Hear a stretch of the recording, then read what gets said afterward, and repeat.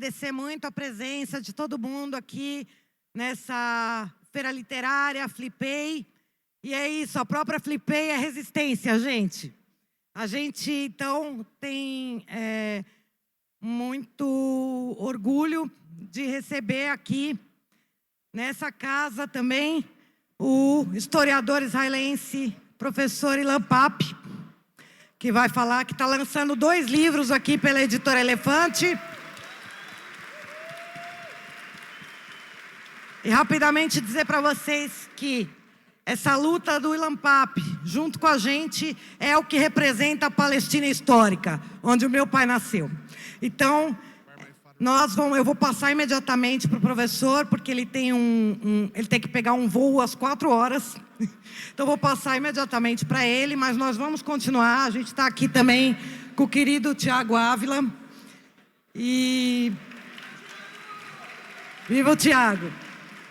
Da Flotilha da Liberdade, da coordenação da Flotilha da Liberdade. Vou passar imediatamente para o professor, para a gente ouvi-lo, né?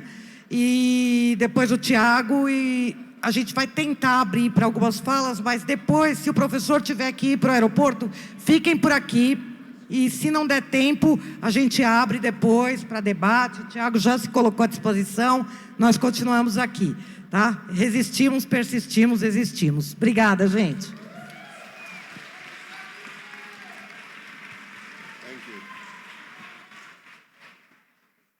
Thank you.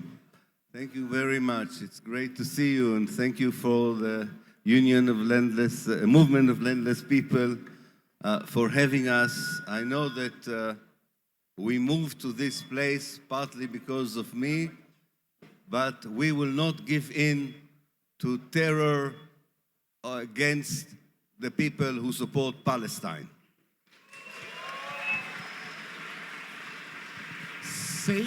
Sei que tivemos que mudar em parte a programação para este lugar, mas a gente não vai se curvar ao terror contra o povo palestino.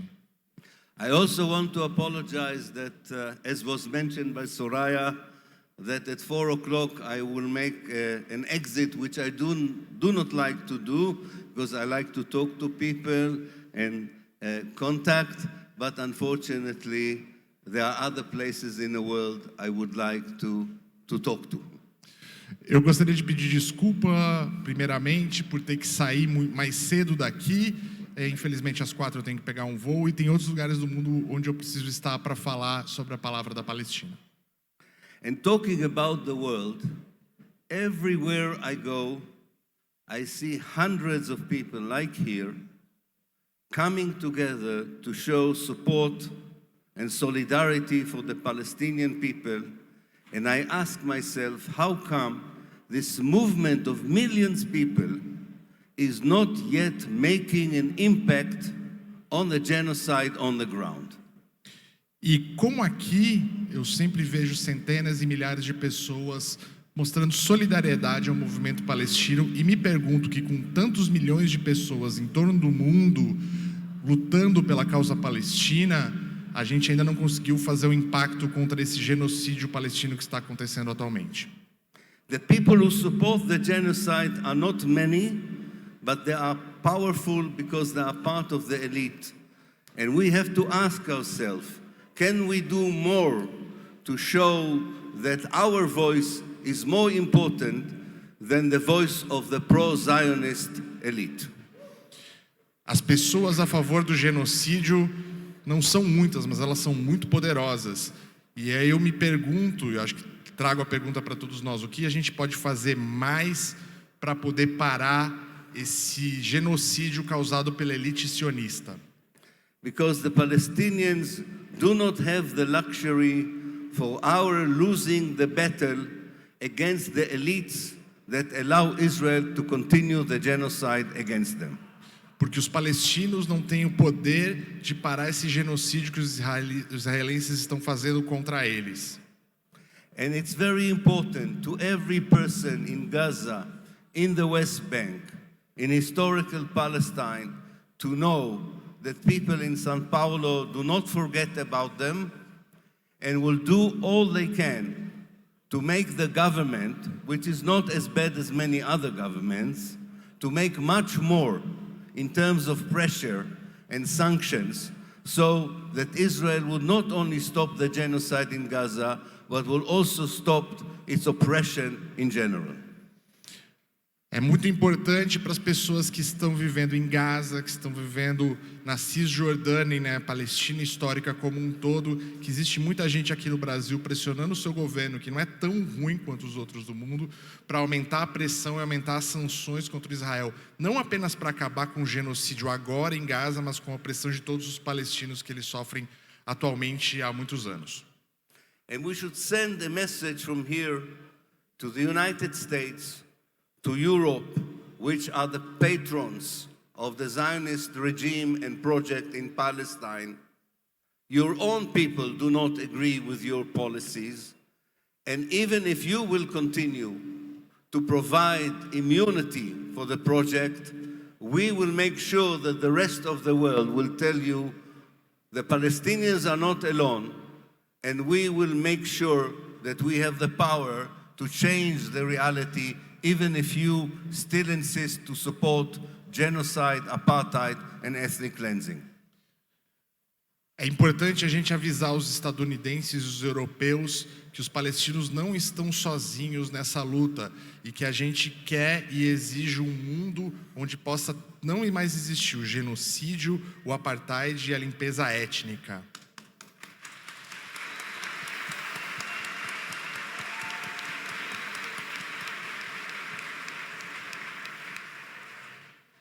I'm talking to you as an Israeli Jew who does not believe that Judaism and Zionism is the same, who does not believe that as a human being I can support anything that Israel is doing against the Palestinians. Eu, como um judeu israelense, preciso explicar para todo mundo, estou aqui para isso, dizer que não existe uma ligação exata entre o sionismo e ser judeu, e que vários de nós vão lutar contra esse regime israelense o tempo todo.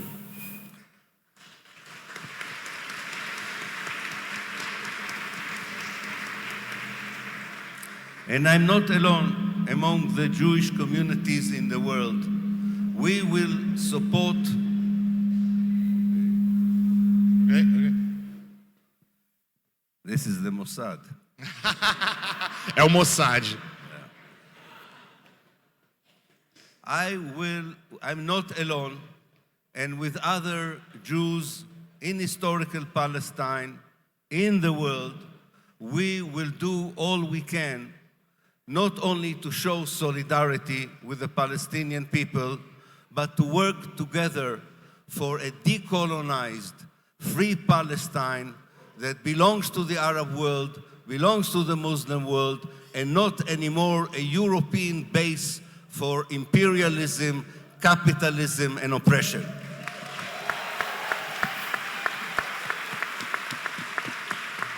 Eu e outros judeus em todo o mundo estamos lutando para mostrar que a Palestina tem que ser livre, tem que pertencer ao mundo árabe e ao mundo muçulmano, e que não existe mais lugar para esse enclave europeu no Oriente Médio que traz só opressão, genocídio e apartheid para o mundo.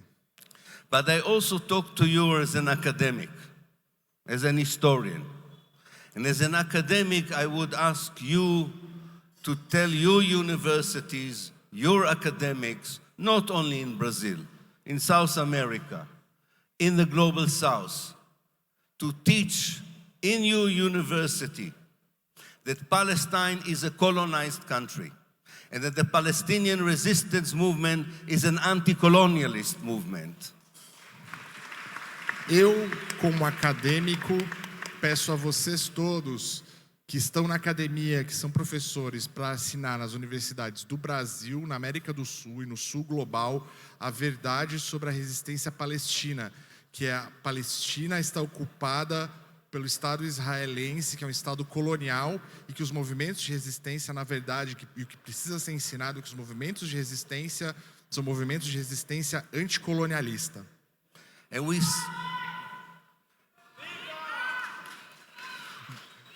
Viva Hamas. Yes. É isso aí. Okay. And we say this not as activists. We say it as academics. We say it on the basis of our research, that this is the way we should teach the history of Palestine, the resistance of Palestinians, and the actions against the Palestinians. Because if we do it in the university, this will come to the textbook of high schools, and eventually we will also influence the media and politics. Eu falo isso como acadêmico e não como militante, porque se a gente ensinar as ações da resistência e as ações israelenses de opressão, a gente vai conseguir colocar isso nos livros didáticos da escola, a gente vai poder ensinar isso nas nossas escolas, e esse tipo de informação vai chegar à mídia finalmente, e a gente vai conseguir mudar a visão mundial a respeito do Estado palestino.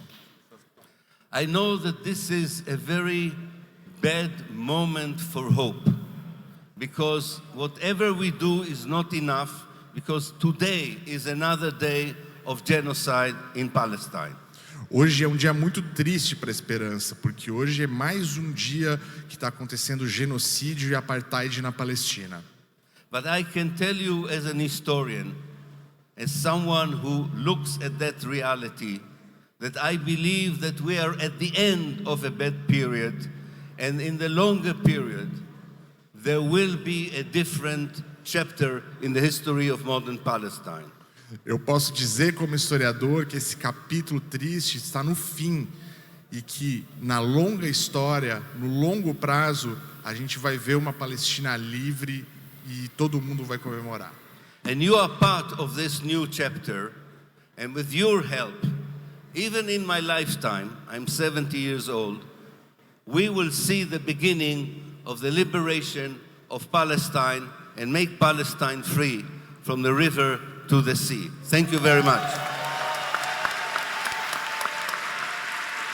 E eu espero que tenho 70 anos, eu espero que na minha vida ainda a gente consiga vencer essa luta e na minha vida ainda a gente vai ver o começo da liberação da Palestina e vai conseguir conhecer uma Palestina livre do rio ao mar.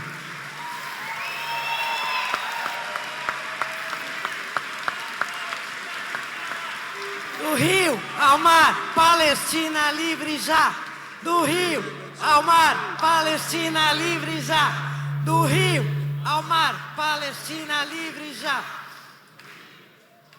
Vou passar imediatamente para o nosso querido Tiago Ávila, da Flotilha da Liberdade, para a gente ver se a gente consegue ainda ter um tempinho para alguma pergunta para o professor Ilan Pappe. Obrigado, Soraya. Obrigado, Soraya. Obrigado, Ilan. Obrigado a Mauri pela tradução também. Obrigado a todo mundo que se dedicou muito. Deixa eu trocar de microfone, que achei esse aqui tá baixinho. Obrigado, Soraya. Melhorou? Tá bom. Gente, obrigado a todo mundo que organizou e se dedicou para fazer essa Flipei acontecer. Eu queria que vocês dessem uma salva de palmas para todo mundo dessa organização aqui.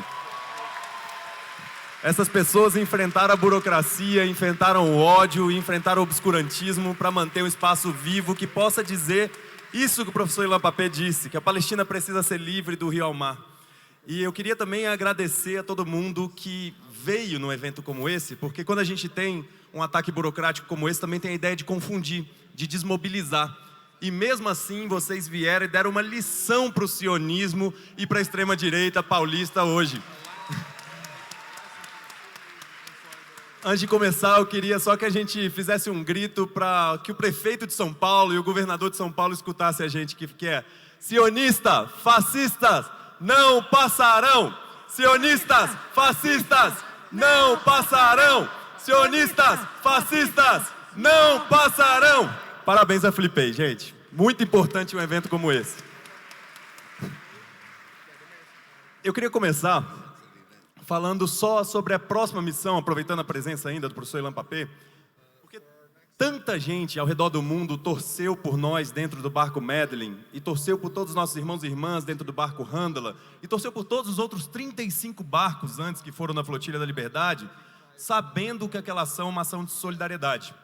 Nenhuma daquelas pessoas fazia aquilo por elas próprias. Todo mundo fazia no sentido de ser útil à solidariedade da causa mais decisiva do mundo hoje. Coube a Palestina histórica ser o lugar onde está convergindo toda a ira e toda a raiva do imperialismo e do sionismo, e onde está se decidindo uma etapa geopolítica fundamental para a história da humanidade. Isso é extremamente injusto com o povo palestino. Extremamente injusto com Soraya e com todos os nossos irmãos e irmãs da Palestina histórica que estão na diáspora hoje. E por isso nós temos que nos solidarizar. Em toda a luta anticolonial, o papel da solidariedade internacional é importante, internacionalista. Quando a gente vê o apartheid da África do Sul, a luta contra o nazismo, a luta contra o fascismo, é muito importante que nós tenhamos pessoas, enquanto aliados e aliadas, mobilizadas nessa luta. E eu sei que todo mundo que torceu por uma missão da flotilha, não é por acreditar que aqueles barcos que levavam ajuda humanitária, alimentos, medicamentos, muletas, filtros de água, iam mudar a realidade, porque aquilo ali é uma gota no oceano para as necessidades de Gaza. Mas que a ida naquela ação direta não violenta, aquela ação de desobediência civil, ela ia colaborar para que mais pessoas fizessem as perguntas corretas. Por que tem gente de outros países precisando levar alimentos para Gaza? Por que Gaza precisa de alimentos vindos de fora, se é uma terra tão fértil? Por que precisa chegar de barco? O que acontece com as fronteiras terrestres daquele lugar? Por que está dizendo que Gaza vive sob cerco há 18 anos? Por que está dizendo que vive sob ocupação militar desde 1967, a Palestina histórica como um todo?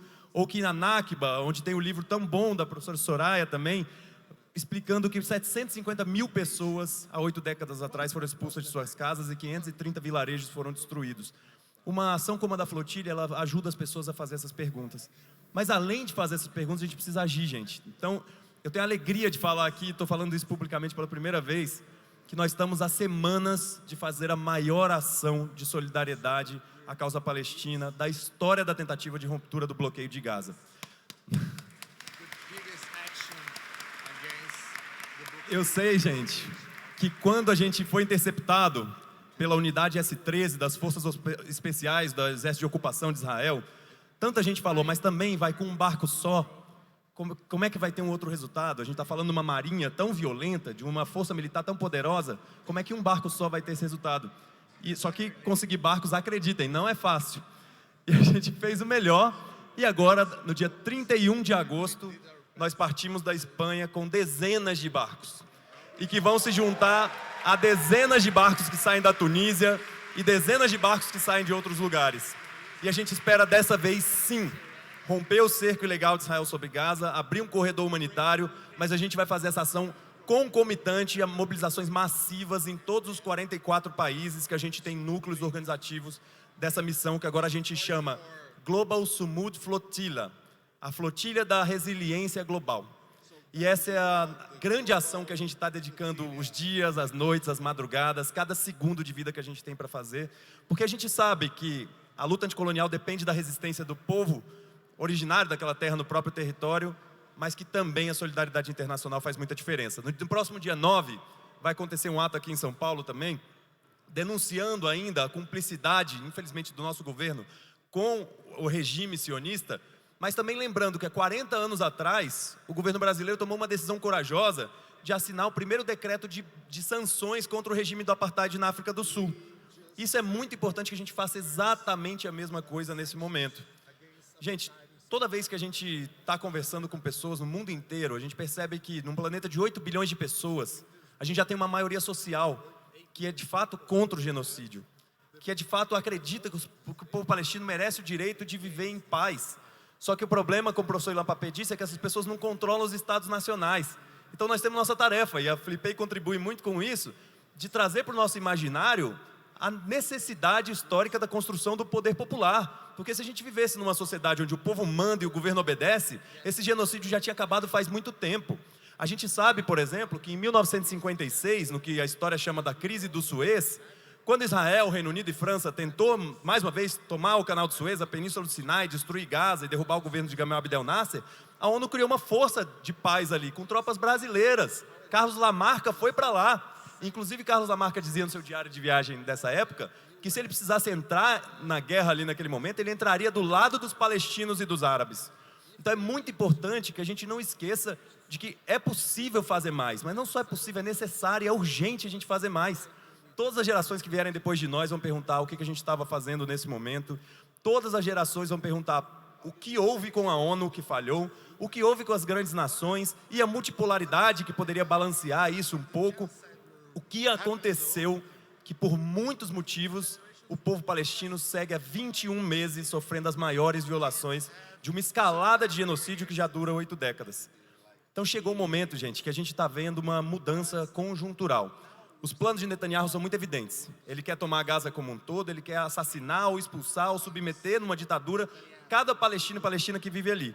É nossa tarefa colaborar para que o povo palestino vença e derrote essa ameaça terrível. Como o professor Ilan Pappé disse, o sionismo está mais exposto do que nunca.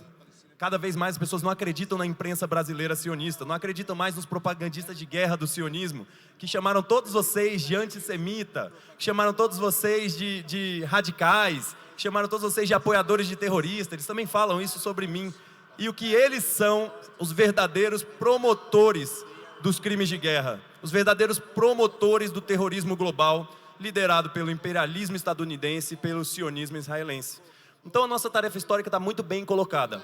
Nós precisamos dedicar toda a nossa energia para derrotar o sionismo, derrotar o imperialismo e construir uma sociedade livre da exploração, livre de todas as opressões, livre da destruição da natureza, onde o povo mande e o governo obedeça e nunca mais possa acontecer um genocídio horroroso como esse que acontece. Para isso a gente vai ter que ter muita responsabilidade, vai ter que ter muita coragem, vai ter que ter capacidade de se unir. E a Flipei é um espaço de união. Então eu queria terminar saudando esse espaço, saudando a incrível militante que é Soraya Mislé, guerreira palestina que tanto me ensinou ao longo desses 20 anos que eu acompanho o trabalho dela.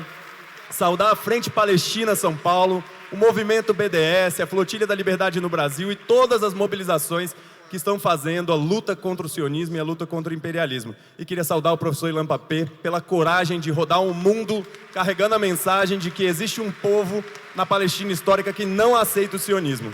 Gente, é um prazer estar com vocês, eu espero que a gente possa interagir mais. Vamos aproveitar a presença do nosso irmão Ilan Pappé aqui. Obrigado.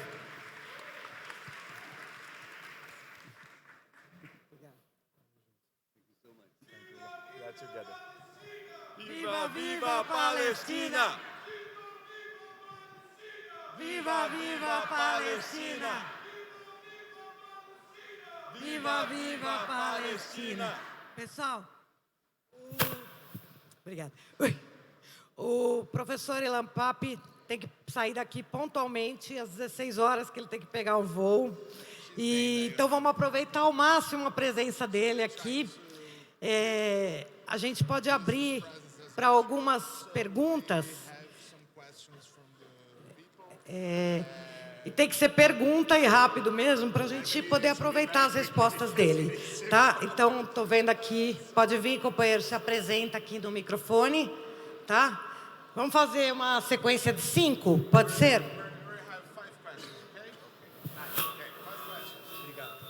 Olá, meu nome é Henrique e a minha pergunta é nesse processo de cair a ficha, tudo bem? Nesse processo de cair a ficha sobre o zionismo, principalmente para quem foi criado em Israel, queria saber como foi o processo do nosso querido Ilan Pappé. Ele nasceu zionista ou já nasceu anti-zionista? Queria saber como foi o processo.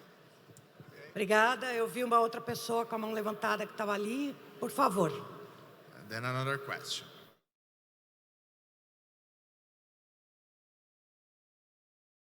Opa, meu nome é Thiago, é um prazer estar com todos vocês aqui, com o Thiago, com o Ilan. Eu gostaria de perguntar para o professor Ilan Pappé, nesse momento, sobre a importância da articulação da luta, né, contra o sionismo com a luta antirracista no Brasil. E eu estou falando isso em especial porque a gente tem uma situação na qual as armas israelenses são utilizadas para promover o genocídio da população negra no país e como que isso pode ser utilizado, inclusive, como uma ferramenta para mobilização tanto do movimento negro quanto dos movimentos indígenas que existem no nosso país. Obrigada. Tem mais alguém? Por favor.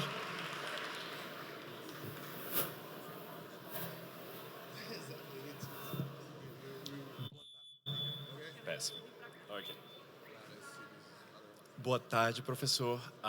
Eu gostaria de dar uma breve introdução dizendo o quanto me dá esperança ver vocês, principalmente pela bancada ser diversificada e mais do que isso, por eu ter o Thiago, que é um conterrâneo meu, também sou brasiliense, ter a Soraya, é claro que você representa um povo com um histórico de luta incrível, mas eu gostaria de direcionar a pergunta ao professor Ilan, justamente porque eu acho que o que mais, por mais que, claro, a gente entenda que o seu povo não seja o protagonista da luta, me dá uma profunda esperança em saber que as pessoas não nascem predestinadas a defenderem sempre os próprios interesses. Então, quando eu vejo uma pessoa como o senhor lutando por algo que não diz diretamente interesse ao seu povo, e sim à sua filosofia, ao que o senhor foi criado a acreditar, o senhor luta veementemente nisso, me leva à seguinte questão: como a gente pode comunicar a outras pessoas? Como a gente pode colocar pessoas contra os interesses que elas foram levadas a acreditar que pertencem a ela?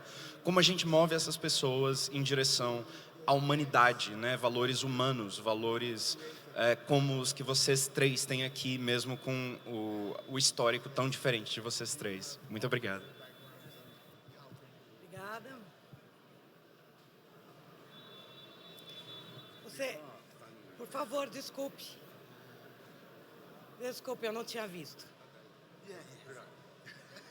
Fica pra cá. Oi, boa tarde. Rodolfo Lucena, do Tutameia. Por favor, professor, qual o papel ou a responsabilidade dos Estados Unidos no apoio e na sustentação do sionismo e do regime colonialista de Israel? Esse é um aspecto. A segunda, qual a importância da manutenção de Israel para o imperialismo norte-americano?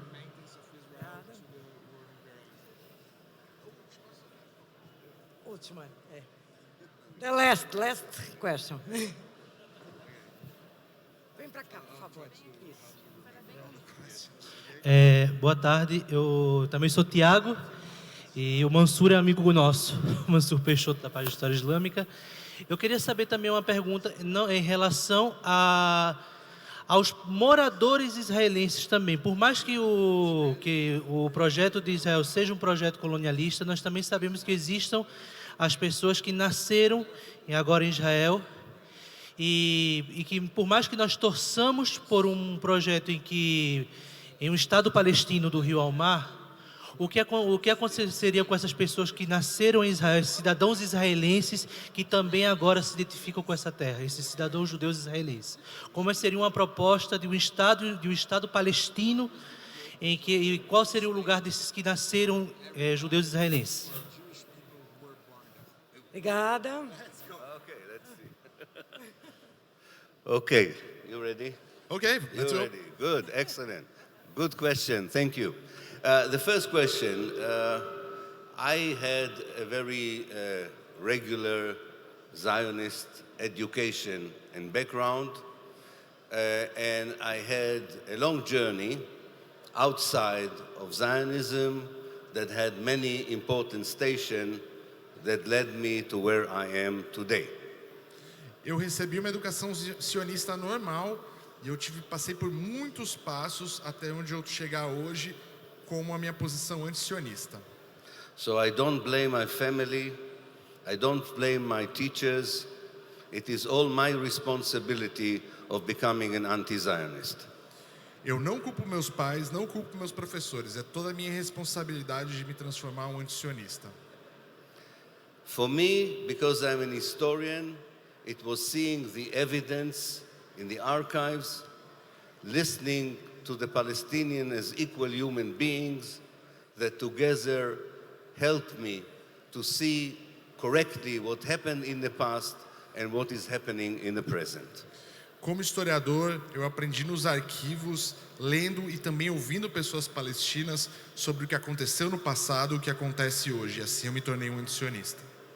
I wish more Israeli Jews would go in the same direction, but we have to remember it's a very indoctrinated society and it's very difficult to get out of the indoctrination, and you also pay a very high price because you will be called a traitor. Gostaria muito que mais israelenses passassem pelo mesmo processo, mas a gente precisa entender que a doutrinação israelense é muito forte e você precisa de coragem, porque quando você se torna um antisionista judeu israelense, você vai ser pintado como um traidor.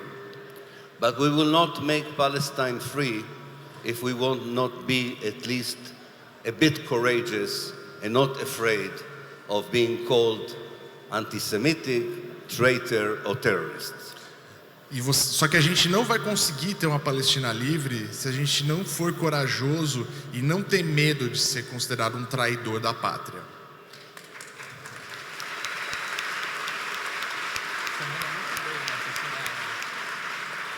As for the second point, of course there is a connection in the struggle against injustice in Brazil and against injustice in Palestine.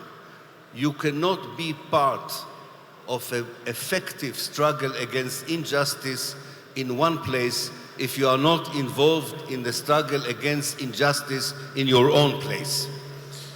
É claro, respondendo a segunda pergunta, é claro que a luta contra as injustiças no Brasil está ligada com as lutas contra a injustiça na Palestina. Porque você não pode, não consegue lutar contra as injustiças em outro lugar se você não lutar contra as injustiças no seu país também.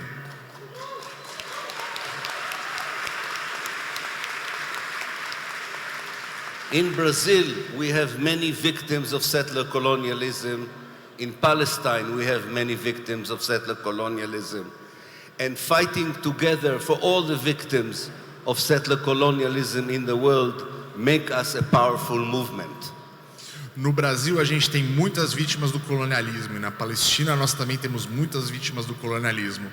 A luta contra o colonialismo no Brasil e na Palestina é a mesma e juntos a gente vai fazer um movimento mundial de luta contra o colonialismo em todo o globo.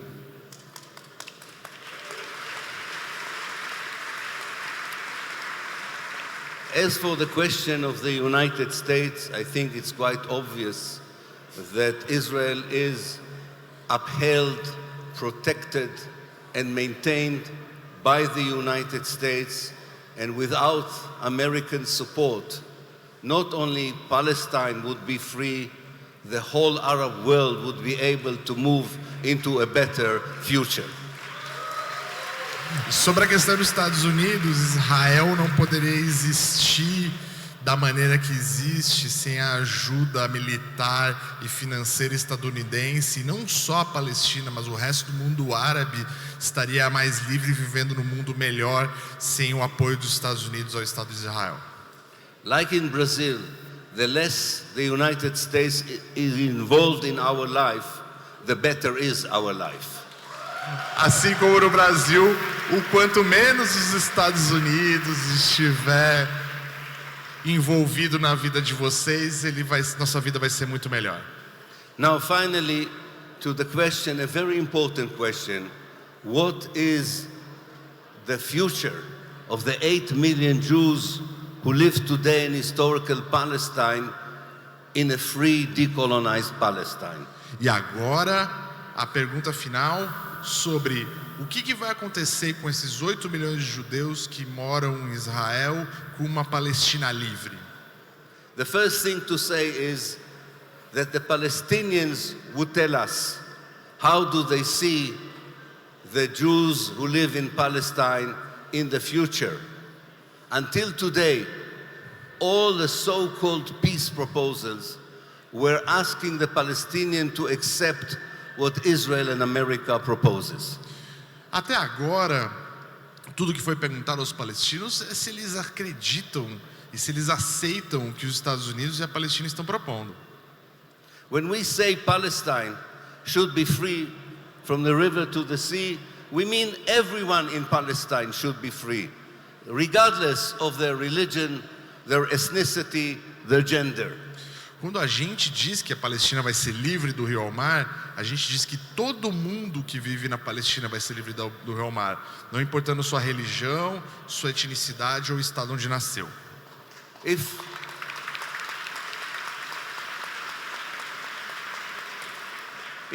the Jews who live in Israel today are willing to live in a non-apartheid, decolonized, democratic Palestinian state, they are most welcome to be part of it. Se os judeus quiserem viver no estado decolonial, um estado sem apartheid, um estado totalmente livre, onde todas as pessoas são iguais, eles são muito bem-vindos na Palestina. If they refuse to do it, they are not part of the future of Palestine, like the white people who decided that they don't want to live in a post-apartheid South Africa. E se eles se recusarem a isso, significa que eles não querem viver um mundo sem apartheid. E eles vão ter o mesmo destino dos brancos que não quiseram viver numa África do Sul sem apartheid.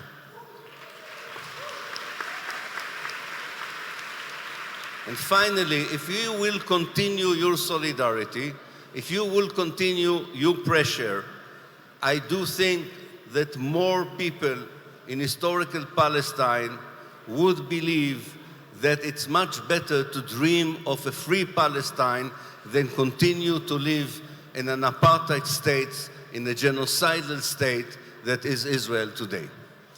E se vocês continuarem a solidariedade e a pressão que vocês estão fazendo, mais e mais gente que vive hoje na Palestina histórica vai acreditar que é muito melhor viver num estado que não é um estado genocida e que não é um estado de apartheid. And thank you. You are giving people like us a lot of energy, a lot of encouragement, and a lot of belief that with our power as people, we will not allow the injustice of Palestine to continue for another 100 years. Thank you very much.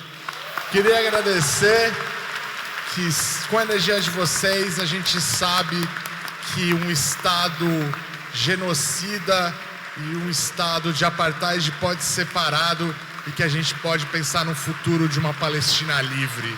É isso. Muito obrigado. Eu disse para o professor de manhã, ficou muito emocionada, né? Porque, como eu disse, essa é a Palestina histórica. A Palestina onde meu pai nasceu. Meu pai nasceu em 1935, numa aldeia pequenininha chamada Cacum, uma aldeia de camponeses, que era grande para o que era a Palestina na época, tinha 2.000 habitantes, e uma das cerca de 530 aldeias destruídas, inclusive descrito na pesquisa do professor Ilan Pappé no livro A Limpeza Étnica da Palestina. E o meu pai, juntamente com a família, é parte dos 800 mil que foram expulsos em 48, naquele momento, quando Israel ocupou 78% do território histórico da Palestina. E eu estou dizendo isso para falar para vocês que o meu pai falava muitas coisas da terra dele, antes de 48. Ele falava, por exemplo, que não tinha tranca nas portas, não tinha convite para casamento. Ele sempre falava assim, era todo mundo vivendo em paz com carinho. Era uma vida simples, mas feliz. Ele sempre trazia esse relato. E uma coisa muito importante que ele dizia, e é por isso que eu falei que o professor Ilan Pappé e a voz do professor Ilan Pappé é a Palestina histórica. Ele dizia que nunca uma criança perguntou para outra se você é judeu, e tinha uma minoria de judeus palestinos, se você é muçulmano, se você é cristão, com você eu não brinco. Isso não existia. O problema foi o sionismo, em aliança com o imperialismo do momento, querendo usurpar as riquezas da região, e o sionismo tem que acabar. Eu vou passar agora para o Tiago responder algumas das questões que foram feitas, e a gente continua aqui a nossa conversa. Tá bom, gente? Palestina livre do rio ao mar. Obrigado, Soraya. Acho que está funcionando esse aqui. Gente, sobre a questão do envolvimento dos Estados Unidos e do norte global como um todo, é muito interessante a gente ver, por exemplo, eu estava na Tunísia agora, 2 dias atrás, onde a gente estava treinando as pessoas que vão nessa próxima missão, alguns dos organizadores. Ainda tem um chamado aberto, inclusive, se vocês quiserem ir na página globalsumutflotilla.org, vocês ainda conseguem preencher um chamado ali. A gente está buscando, sobretudo, capitães, tripulação, imprensa também para ir nessa atividade. A gente precisa aquilo que a gente sempre diz nas nossas missões, a visibilidade, ela traz um pouco mais de segurança para essa missão. Toda vez que as pessoas duvidam disso, depois de 2 missões que foram interceptadas, as pessoas se acostumam a um certo padrão. Mas esse padrão dessas 2 missões não é a realidade das outras missões da flotilha. A flotilha sempre, das outros 35 barcos, foi interceptado com extrema violência, com torturas, com privação de água, com privação de comida, com privação de ir ao banheiro, as pessoas sendo colocadas por horas e horas em posições muito depreciativas, em posições danosas, como a gente vê em Gaza, mas numa pequena fração. A gente sempre diz que o risco que uma missão como a flotilha corre, assim como a coragem que demanda de uma missão da flotilha, é sempre uma pequena fração do risco e da coragem que demanda ser palestino em Gaza nesse momento. Ainda assim, 15 anos atrás assassinaram 10 integrantes da flotilha. E há 3 meses atrás bombardearam o nosso barco, o barco da consciência. Então, a visibilidade é o que traz mais segurança numa missão como essa. As outras interceptações foram muito violentas. O Medellín, por ter crescido tanto, uma mobilização que contou com o apoio de tantos de vocês, fez com que Israel não pudesse pagar o custo político de nos assassinar. E cresceu tanto a um ponto que mesmo numa interceptação, ao invés de torturar, negar água, negar comida e colocar em posições vexatórias, eles tentaram fazer uma manobra publicitária e eles ofereciam água, eles ofereciam comida para dizer que eles não estavam cometendo um crime ali. Mas era um crime sim, porque a Corte Internacional de Justiça, nas suas decisões liminares do caso aberto pela África do Sul, que o Brasil se juntou a ele também contra Israel, acusando Israel do crime de genocídio, ele diz naquela decisão liminar que Israel ou qualquer outro país está proibido de impedir qualquer tipo de ajuda humanitária chegar em Gaza. Então aquilo ali é uma violação direta da decisão liminar da Corte Internacional de Justiça, assim como uma violação dos casos que tramitam no Tribunal Penal Internacional contra Netanyahu e Yoav Galan, por exemplo, aberto por 600 advogados chilenos que também nos apoiaram na flotilha, assim como uma violação das poucas resoluções do Conselho de Segurança da ONU. Do pouco que se aprovou ali, as resoluções que foram aprovadas tratavam de ajuda humanitária chegar sem ser impedida em Gaza também. Além disso, ainda há uma violação da lei dos mares, porque a gente estava em águas internacionais e foi interceptado por uma força que não tinha jurisdição ali. E mesmo se a gente já estivesse na beira de Gaza, por mais que os sionistas não aceitem, é território palestino, aquelas águas são palestinas, não são de Israel para acreditar que pode interceptar qualquer barco ali. Portanto, quando a gente fala de uma missão como essa, a gente está falando da necessidade de trazer visibilidade, não só para a segurança das pessoas, mas para que ela tenha o efeito político necessário, de que ao levar aquela missão adiante, a pessoa pensa naquela missão, mas pensa na causa da origem daquela missão. Essa missão não deveria existir, gente, não deveríamos ser nós indo lá. Não fomos nós que assinamos o Estatuto de Roma, a Carta da ONU, a Convenção de Genebra, não fomos nós que assinamos esses tratados internacionais, são os Estados nacionais quem tem que garantir as ações como essas. O problema aí que vem a pergunta é que, nesse momento, a maior força imperialista do mundo, que são os Estados Unidos da América, impedem que os organismos internacionais façam qualquer coisa a respeito. Eles aplicam sanções a quem responsabiliza Netanyahu e Yoav Galan, por exemplo, como os procuradores do Tribunal Penal Internacional, por exemplo, como a relatora especial da ONU, Francesca Albanese, por exemplo, como todos os advogados também que estão em vários outros lugares tentando responsabilizar os sionistas no mundo que cometem crimes de guerra e depois vêm curtir férias aqui no Brasil, por exemplo, e em outros lugares do mundo.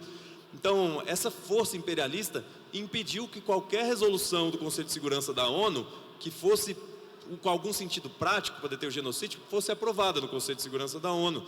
E essa força impediu que processos, por exemplo, que defenderiam com mais força a criação, tanto o reconhecimento de um Estado palestino ou citações mais fortes contra o genocídio, avançassem pela pressão diplomática e comercial e ameaça de tarifas e tantas outras coisas.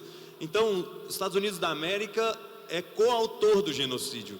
Não é que Biden era um sionista e por isso apoiava, não. Os Estados Unidos trata, desde ali da década de 50, sem nenhuma restrição, nunca mais levantou a voz contra o sionismo depois da crise do Suez.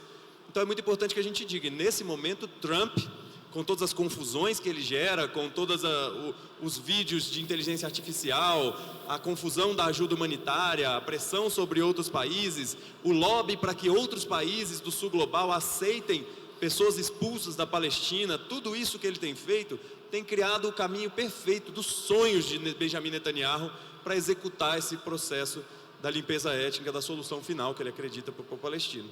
Então não tem como você lutar contra o sionismo sem tratar também do imperialismo como uma batalha fundamental. E isso é muito importante, porque a gente vê muita gente que fica frustrada ao ver crianças visivelmente sendo mortas de fome, e ver crianças definhando, e ver pessoas definhando que parecem qualquer pessoa do mundo. O povo palestino é muito diverso etnicamente também, né? Então lembra muita gente. As pessoas veem aquelas pessoas definhando e pensam, isso é errado, mas as pessoas gradativamente, ao longo desses 21 meses, eu vi muita gente falar, poxa, por conta disso eu comecei a problematizar minhas próprias relações aqui no país que eu vivo. Eu passei a problematizar o meu consumo. Eu passei a problematizar as relações com a classe dirigente do meu próprio país, ou com o sistema político do meu próprio país. Porque no fim das contas essas lutas estão completamente conectadas. Todos esses dias da Flipei vai ser discutido um outro horizonte possível. Uma sociedade livre da exploração, livre de todas as opressões de gênero, de raça, de sexualidade, de nacionalidade, todas as demais, e uma sociedade livre da destruição da natureza. Tudo isso é parte da batalha fundamental. Então muitas vezes a gente pensa como algo que a gente delega a outras pessoas. Está acontecendo uma coisa lá longe e a gente torce pelo melhor, porque realmente é muito ruim. Mas a gente não trata como se fosse necessariamente uma responsabilidade nossa. Quando é, gente, a gente não precisa que as prisões sionistas cheguem aqui no Brasil para que a gente se insurja contra elas. A gente não precisa que as bombas de 8.000 libras que caem sobre as cabeças palestinas estejam caindo sobre as nossas cabeças para a gente lutar contra o mal que é o imperialismo. Alguém tem dúvida que o Brasil é um alvo prioritário do imperialismo? Nós temos 1/7 da água potável disponível em forma líquida do mundo. Nós temos os 2 maiores aquíferos do mundo, o maior rio do mundo, a maior floresta tropical do mundo, a maior potência para energias renováveis do mundo, uma das maiores disponibilidades de terras raras do mundo. Alguém tem dúvida que uma hora aquelas bombas, aqueles canhões vão se voltar contra nós? A gente precisa esperar até que mais povos tenham sido destruídos? Olha o caso da Argentina, exatamente, como Janine está trazendo. É muito importante que a gente lembre, gente, de que as mesmas armas que são testadas lá são implementadas aqui contra nós. O governo de São Paulo, as polícias estaduais utilizam fuzis sionistas, testados nos corpos palestinos. Governos utilizam softwares de espionagem contra nós. Governos utilizam drones, governos utilizam uma série de coisas, como viaturas blindadas, obuseiros e tantas outras coisas. Nós precisamos rejeitar esse projeto desde já, gente. A gente está vivendo uma encruzilhada histórica nesse momento, de que o futuro do povo palestino muito provavelmente vai ser o futuro de toda a humanidade. Então nós temos essa tarefa histórica de compreender que a gente precisa de fato insurgir.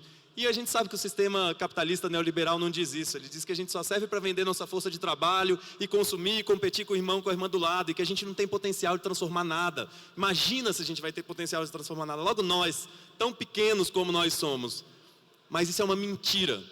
Os povos têm todo o poder de transformar a história. Só que esse segredo de que os povos conseguem de fato transformar a história, ele está condicionado a um processo, que é a organização e a luta coletiva.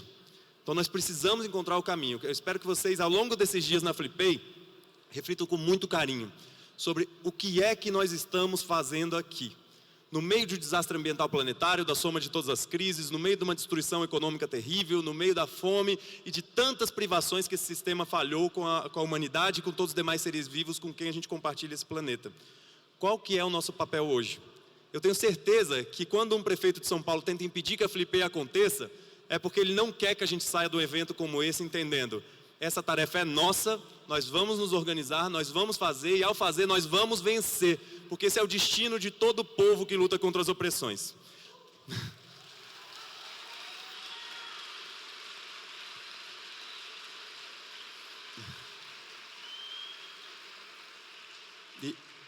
E para concluir, gente, aí se vocês quiserem intervir mais, a Soraya é quem está dirigindo essa nossa mesa, eu queria falar sobre essa próxima missão. Mais uma vez, só um recado. Essa missão ela vai sair, como todas as missões que vão de barco tentar romper o cerco, ela não tem certeza que vai chegar. Como todas as missões, tem 4 cenários possíveis. A gente pode ser derrotado na guerra burocrática. Os países são pressionados por Israel e pelos Estados Unidos, a ponto, gente, quando a gente estava em Malta, eles pressionavam o primeiro-ministro de Malta, e pressionavam o comandante das Forças Armadas, e pressionavam o prefeito, e pressionavam o coordenador dos portos, e pressionavam a guarda costeira, e pressionavam a agência marítima, e pressionavam todos os países em volta. Ou seja, eles fazem isso com todos os países. Existe uma chance considerável de que a guerra burocrática impeça pelo menos que alguns dos nossos barcos avancem. A gente vai seguir com todos os que a gente conseguir vencer a guerra burocrática. Saindo, a gente tem 3 outros cenários possíveis, que é sofrer uma nova interceptação, como a gente sofreu no Medellín e no Handala, que as pessoas são sequestradas, ao invés de ir para Gaza, elas são levadas para o porto de Ashdod, nos territórios ocupados em 48, de lá são levadas para o escritório de imigração, de lá são levadas para a prisão de Givon, e em casos como o meu, podem ser levadas ainda para a Solitária, no presídio de Ayalon. Ou, ao invés de serem interceptadas, elas podem ser atacadas, como foram 15 anos atrás no Mavi Mármara, quando assassinaram 10 militantes da nossa missão. Ou como 3 meses atrás bombardearam o nosso barco Conchas. Mas a gente vai trabalhar e vai dar toda a nossa energia para dessa vez a gente chegar no 4º macro cenário, que é a gente de fato chegar em Gaza. E quando a gente chegar em Gaza, a gente precisa de todo mundo, gente. Todo mundo mobilizado, porque os mesmos riscos que estão quando a gente está no mar, eles amplificam muito ao chegar em Gaza. Os riscos de ataque, os riscos de bombardeio, o risco de Israel colocar suas gangues para atacar uma missão como a da flotilha, o risco de todo tipo de coisa acontecer num ambiente tão brutalizado e tão destruído como está Gaza nesse momento. E a forma que a gente encontrou de fazer isso é fazer mobilizações permanentes. Então a gente não está indo só com um barco, mas as mobilizações vão estar acontecendo todos os dias. Então a gente conta com vocês para estar com a gente, acompanhando online, divulgando essa missão, porque visibilidade traz segurança, visibilidade traz sentido político de colocar Gaza e o povo palestino no centro do debate mundial, mas a gente conta com vocês para dar um passo seguinte, de se arriscar a ir mais para a rua, a se mobilizar. São Paulo é o lugar que a gente pode dizer com muito carinho, muito orgulho no Brasil, graças ao trabalho de Soraya e tantas outras pessoas da Frente Palestina São Paulo. Foi o lugar que aconteceu há pouco mais de 2 meses atrás a maior manifestação de solidariedade ao povo palestino da história do Brasil. Parabéns para cada pessoa aqui que estava nesse momento. Ainda não é suficiente, gente. A gente precisa intensificar os esforços. E aí eu conto com cada um de vocês para a gente fazer essa batalha histórica agora. Os próximos meses vão ser decisivos. Chega um momento da insuficiência alimentar, da escala 5 do grau de insuficiência alimentar, do grau de fome, um momento fisiológico do seu corpo, que mesmo que você receba alimento, o seu processo de emergência médica é tão grande que não garante que você vai sobreviver. A gente está à beira de ver centenas de milhares de mortes, sobretudo de crianças palestinas. Então, o senso de urgência precisa ser máximo e que a gente compreenda que as pessoas que estão naquele barco não são mais importantes, não são mais corajosas, não são nada disso. São tão importantes quanto cada um de vocês aqui, num evento como esse que toca a batalha das ideias, são tão importantes quanto quem está numa manifestação, são tão importantes como quem está fazendo o BDS, são tão importantes como quem está na batalha judicial, igual o Tiago que está aqui, o irmão advogado que defende tantas pessoas acusadas injustamente pelo sionismo. E é muito importante que a gente toque essa batalha, cada pessoa na sua área. É muito mais como dizia o Saltimbancos: junta um bico com 10 unhas, 4 patas, 30 dentes, e mais dia, menos dia, a lei da selva vai mudar. Obrigado, gente, nós estamos juntos.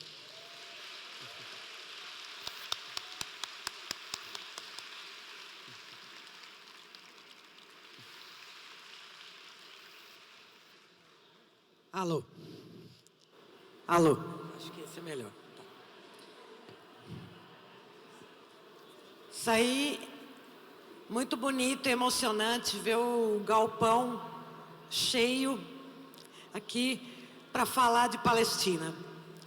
E emocionante depois de uma luta que tentaram silenciar mais uma vez a nossa voz, como fazem historicamente. Então, obrigada a cada um que está aqui, cada uma que está aqui. A gente vai abrir mais uma rodada de perguntas. Quem quiser fazer perguntas para o Tiago, né? Pode vir.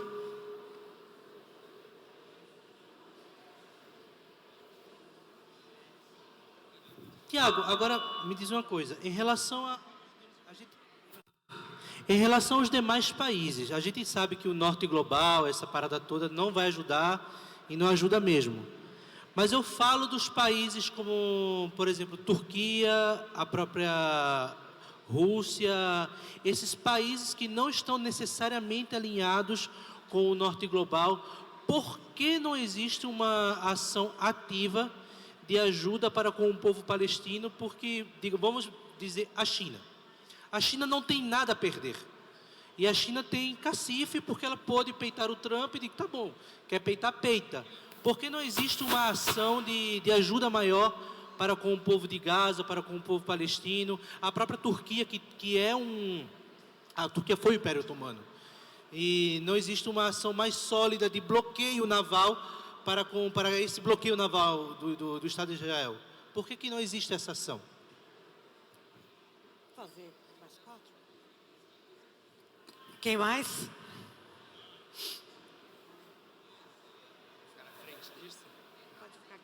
Oi, tudo bem? Meu nome é Pedro.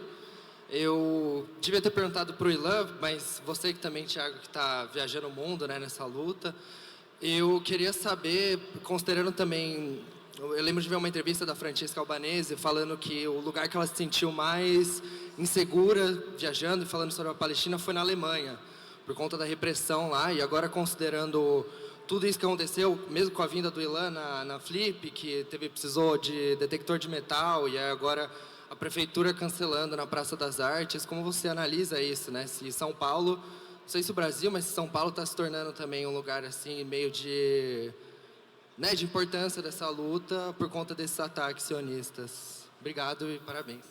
Obrigada. Mais alguém? Por favor.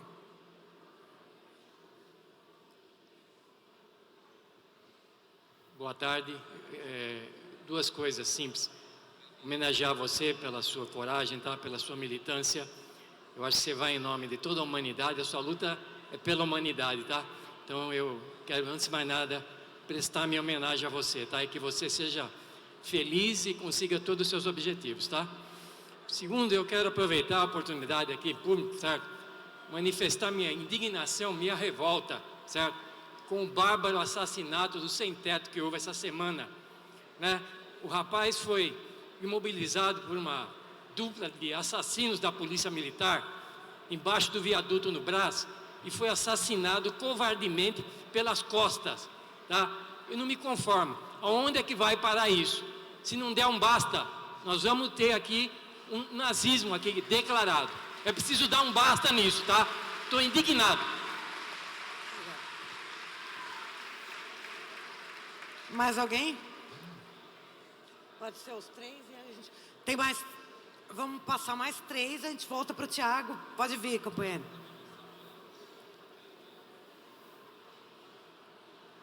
Cuidado para não tropeçar. Olá, Thiago, de novo. Eu vou fazer uma pergunta bem simples, mas é uma pergunta que é realmente muito importante para mim. Eu sei que acaba ficando um pouco parecendo que era um campo muito filosófico, assim, mas realmente não é.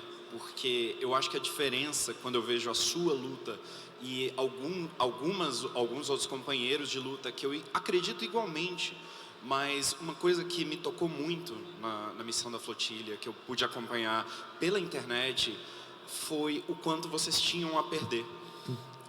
Isso me comoveu num nível muito emocional, muito espiritual, de, assim, realmente é a razão de eu estar aqui, é a razão de eu estar tão transformado, de eu ter entendido que mesmo tendo tanto a perder, você pode e deve lutar contra a injustiça. Mas é uma coisa um pouco mais direta, na verdade. A minha questão é possível enfrentar esse sistema, as injustiças sistêmicas, sem a violência? Da forma como vocês estão fazendo, porque assim, a gente tem uma escassez de exemplos históricos de quando a violência sistêmica foi enfrentada com esse combate pacífico. E eu queria inclusive trazer uma anedota curta. Eu conheci o seu trabalho por meio de muitas matérias lá em Brasília, e era sempre assim: Thiago Ávila sofre violência. Então é aquela coisa, toda hora o Thiago Ávila tá apanhando numa manifestação, aí ele sai no jornal e eu, cara, quem é esse cara que sempre apanha, sabe? Então isso pra mim era muito engraçado, e foi por meio disso que eu descobri o seu trabalho. Nunca era tipo, Thiago Ávila bate em alguém, é tipo a repressão contra o Thiago Ávila. Isso me aproximou das suas ideias, da sua luta. Então assim, eu posso não estar falando por todo mundo, mas eu estou falando da minha experiência, o quanto isso me sensibilizou, o quanto me tocou e o quanto atraiu minha atenção para problemas que antes eu ignorava porque eu não conseguia conceber pessoas que têm tanto a perder como o seu caso, o meu caso em muitas dessas lutas, mas a gente não consegue ficar calado. Então eu queria entender se você acredita que é possível esse enfrentamento até o fim, assim, ou pelo menos em grande parte do caminho, mas dessa forma tão bonita e tão fácil de entender, fácil do mundo ver como você anda fazendo, e se esse pode ser um meio final. Muito obrigado. Ixi, a gente vai fazer mais 2, depois a gente volta, tá, gente? Porque senão fica muita pergunta, né? Então tem uma aqui, pode vir, por favor. Na próxima, volta, tá? Ele responde e volta as outras. Vai ser ela mais uma, depois nas outras volta de novo para a plateia. Oi, boa tarde, tudo bem?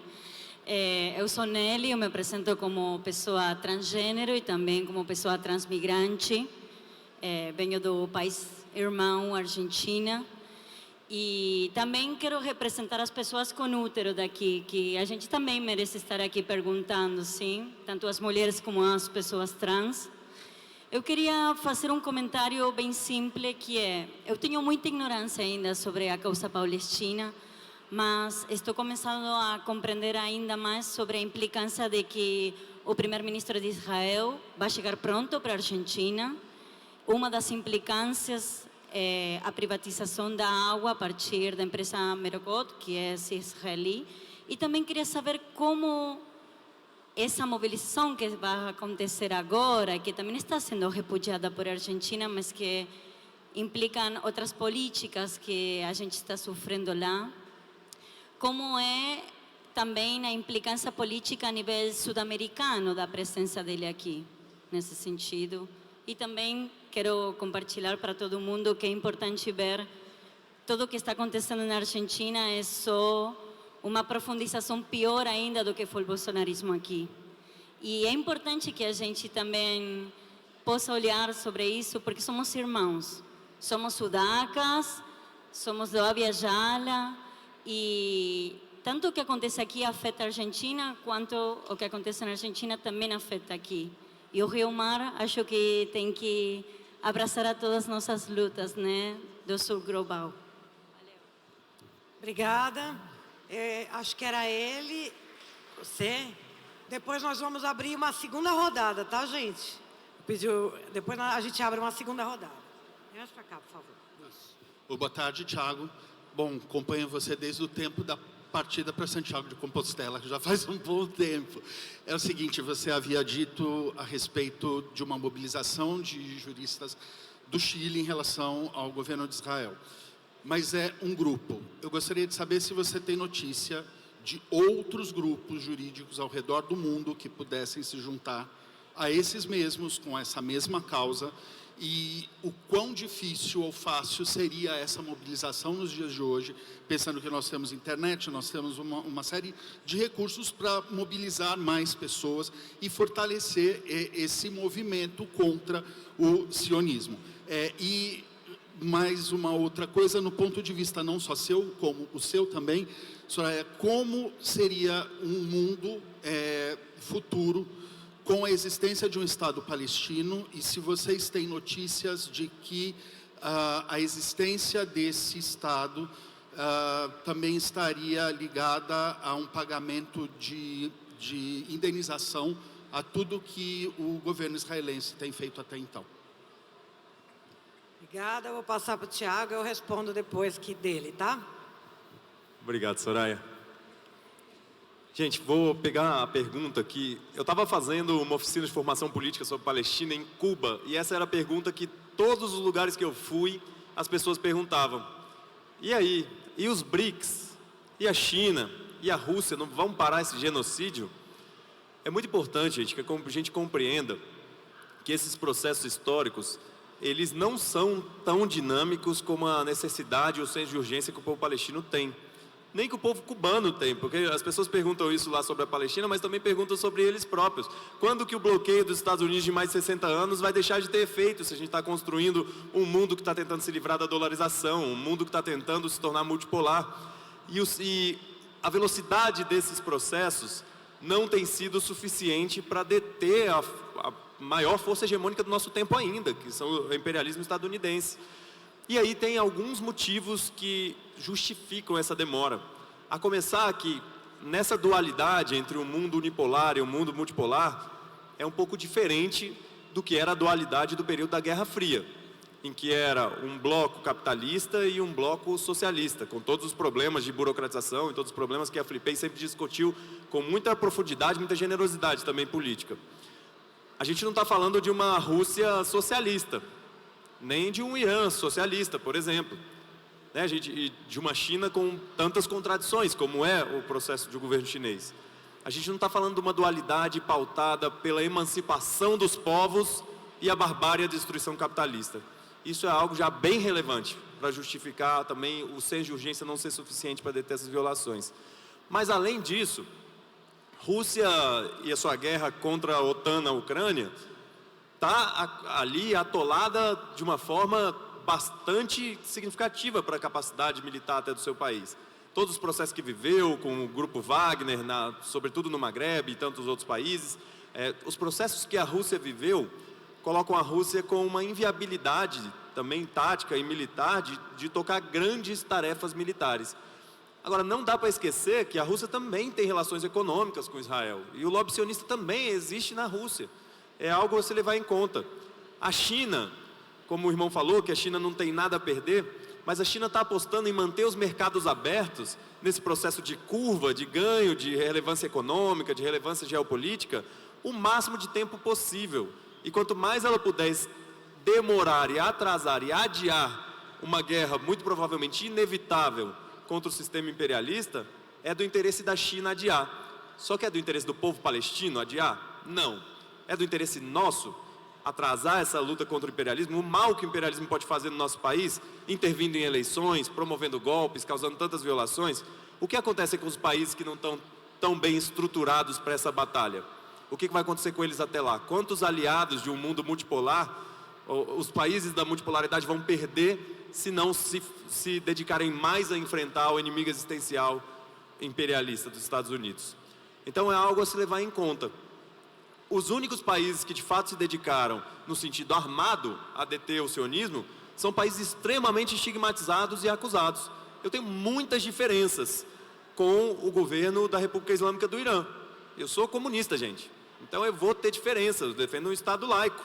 Eu defendo o fim da exploração, todas as opressões, da destruição da natureza. Vou ter muitas diferenças, assim como tenho diferenças com muitos dos movimentos armados na Palestina histórica. E tenho muita convergência com vários outros.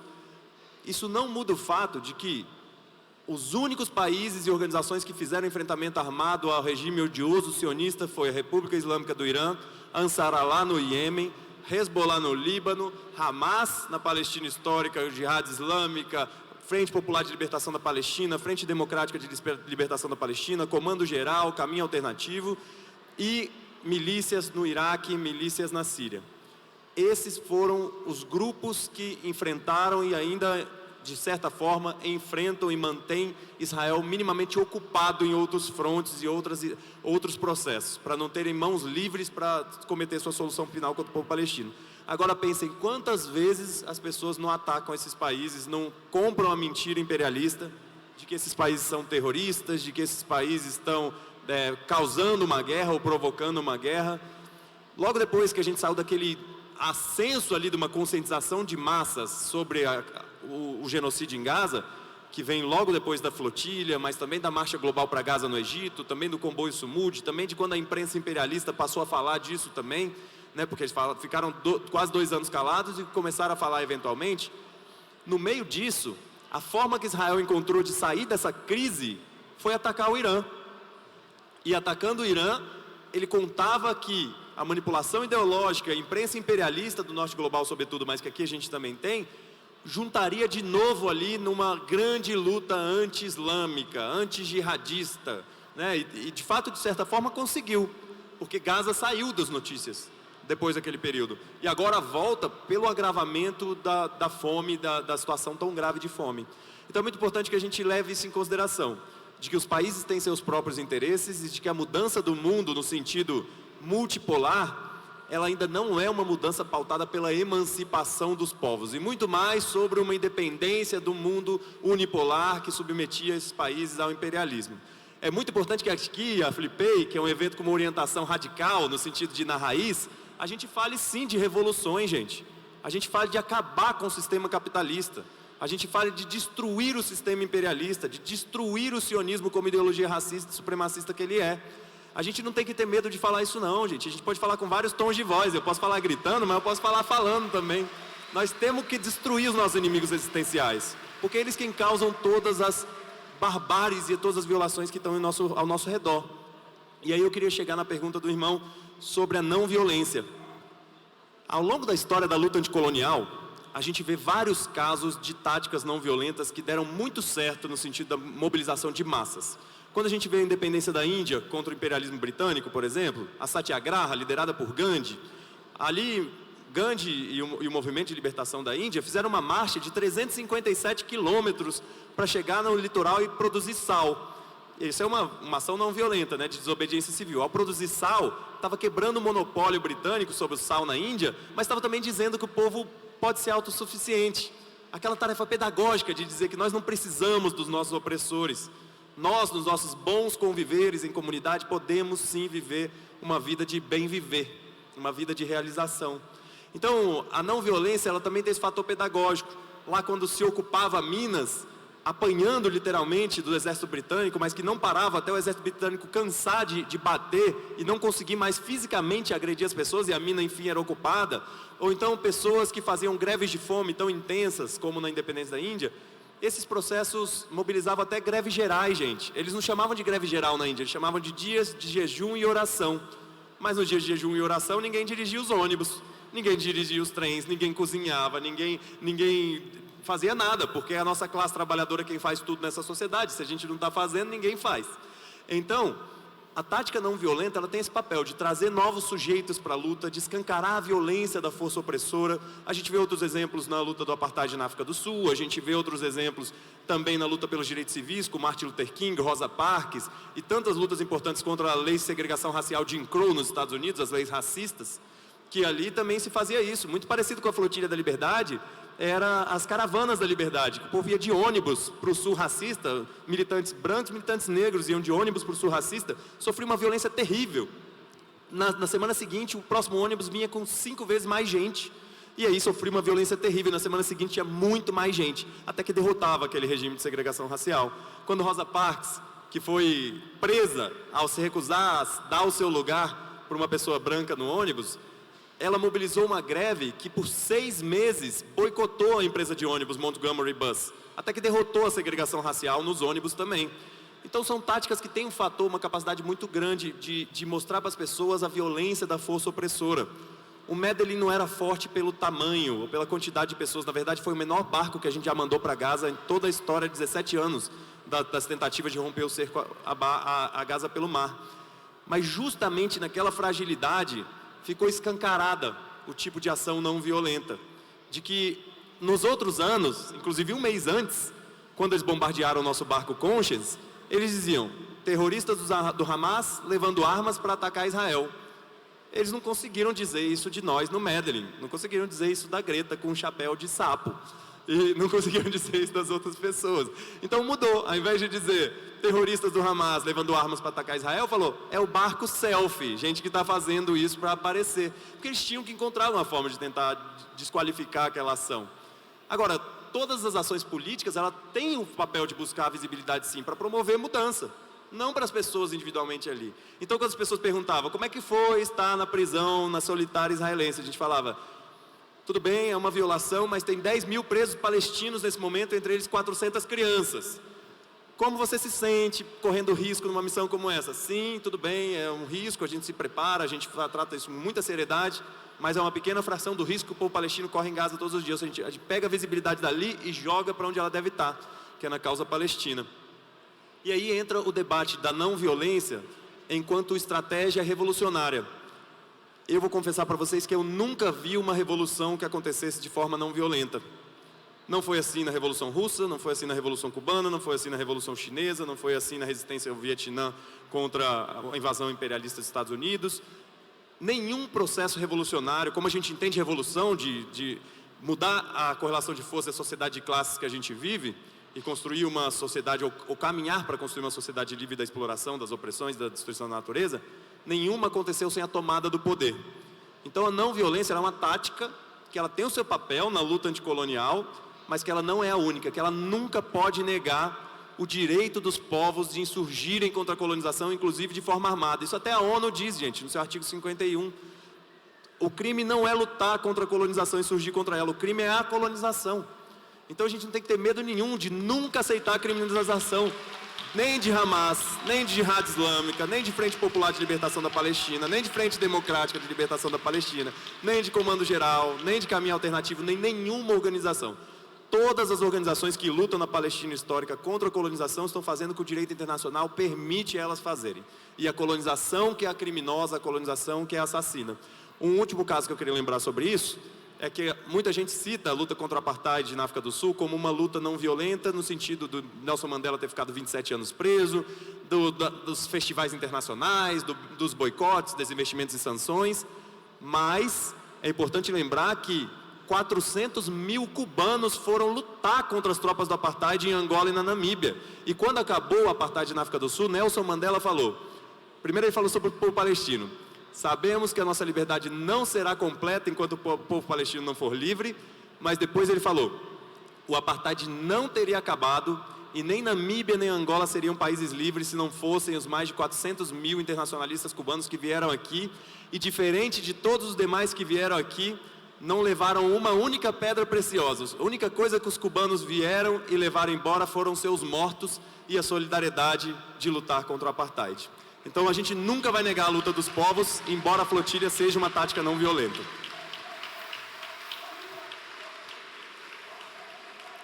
Muito bom. Eu sou mediadora, mas teve uma pergunta aqui que foi dirigida para mim também. Então eu vou comentar aqui, né, sobre essa questão do Estado palestino.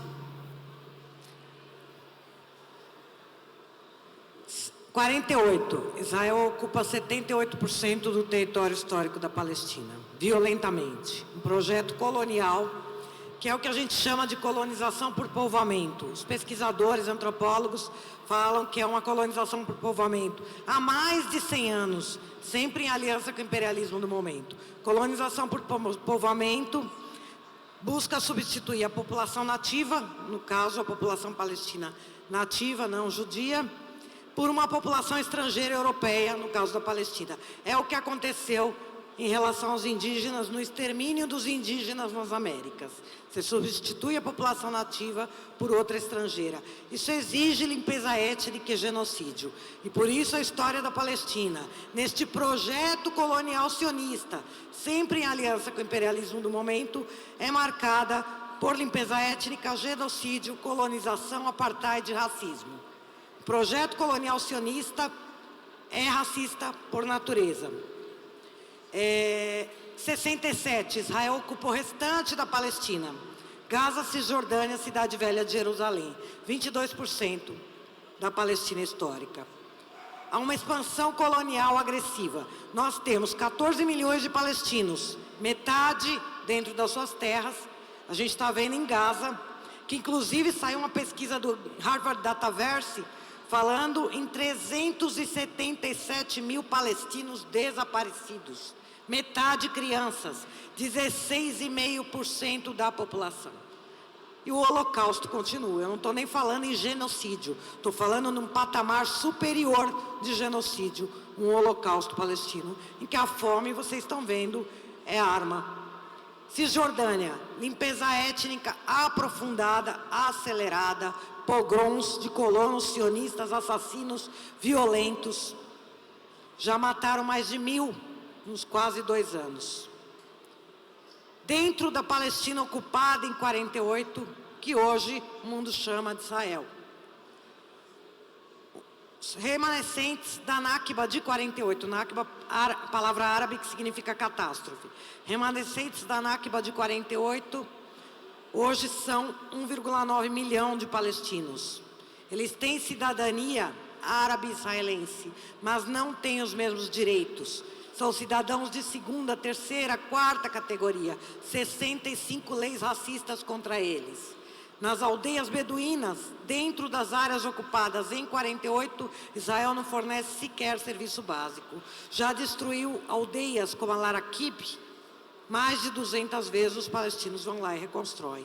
E nós temos, desses 14 milhões, 6 milhões em campos de refugiados, nos países árabes, a um raio de 150 quilômetros da Palestina histórica, impedidos de retornar, milhares na diáspora. Esta é a totalidade do povo palestino.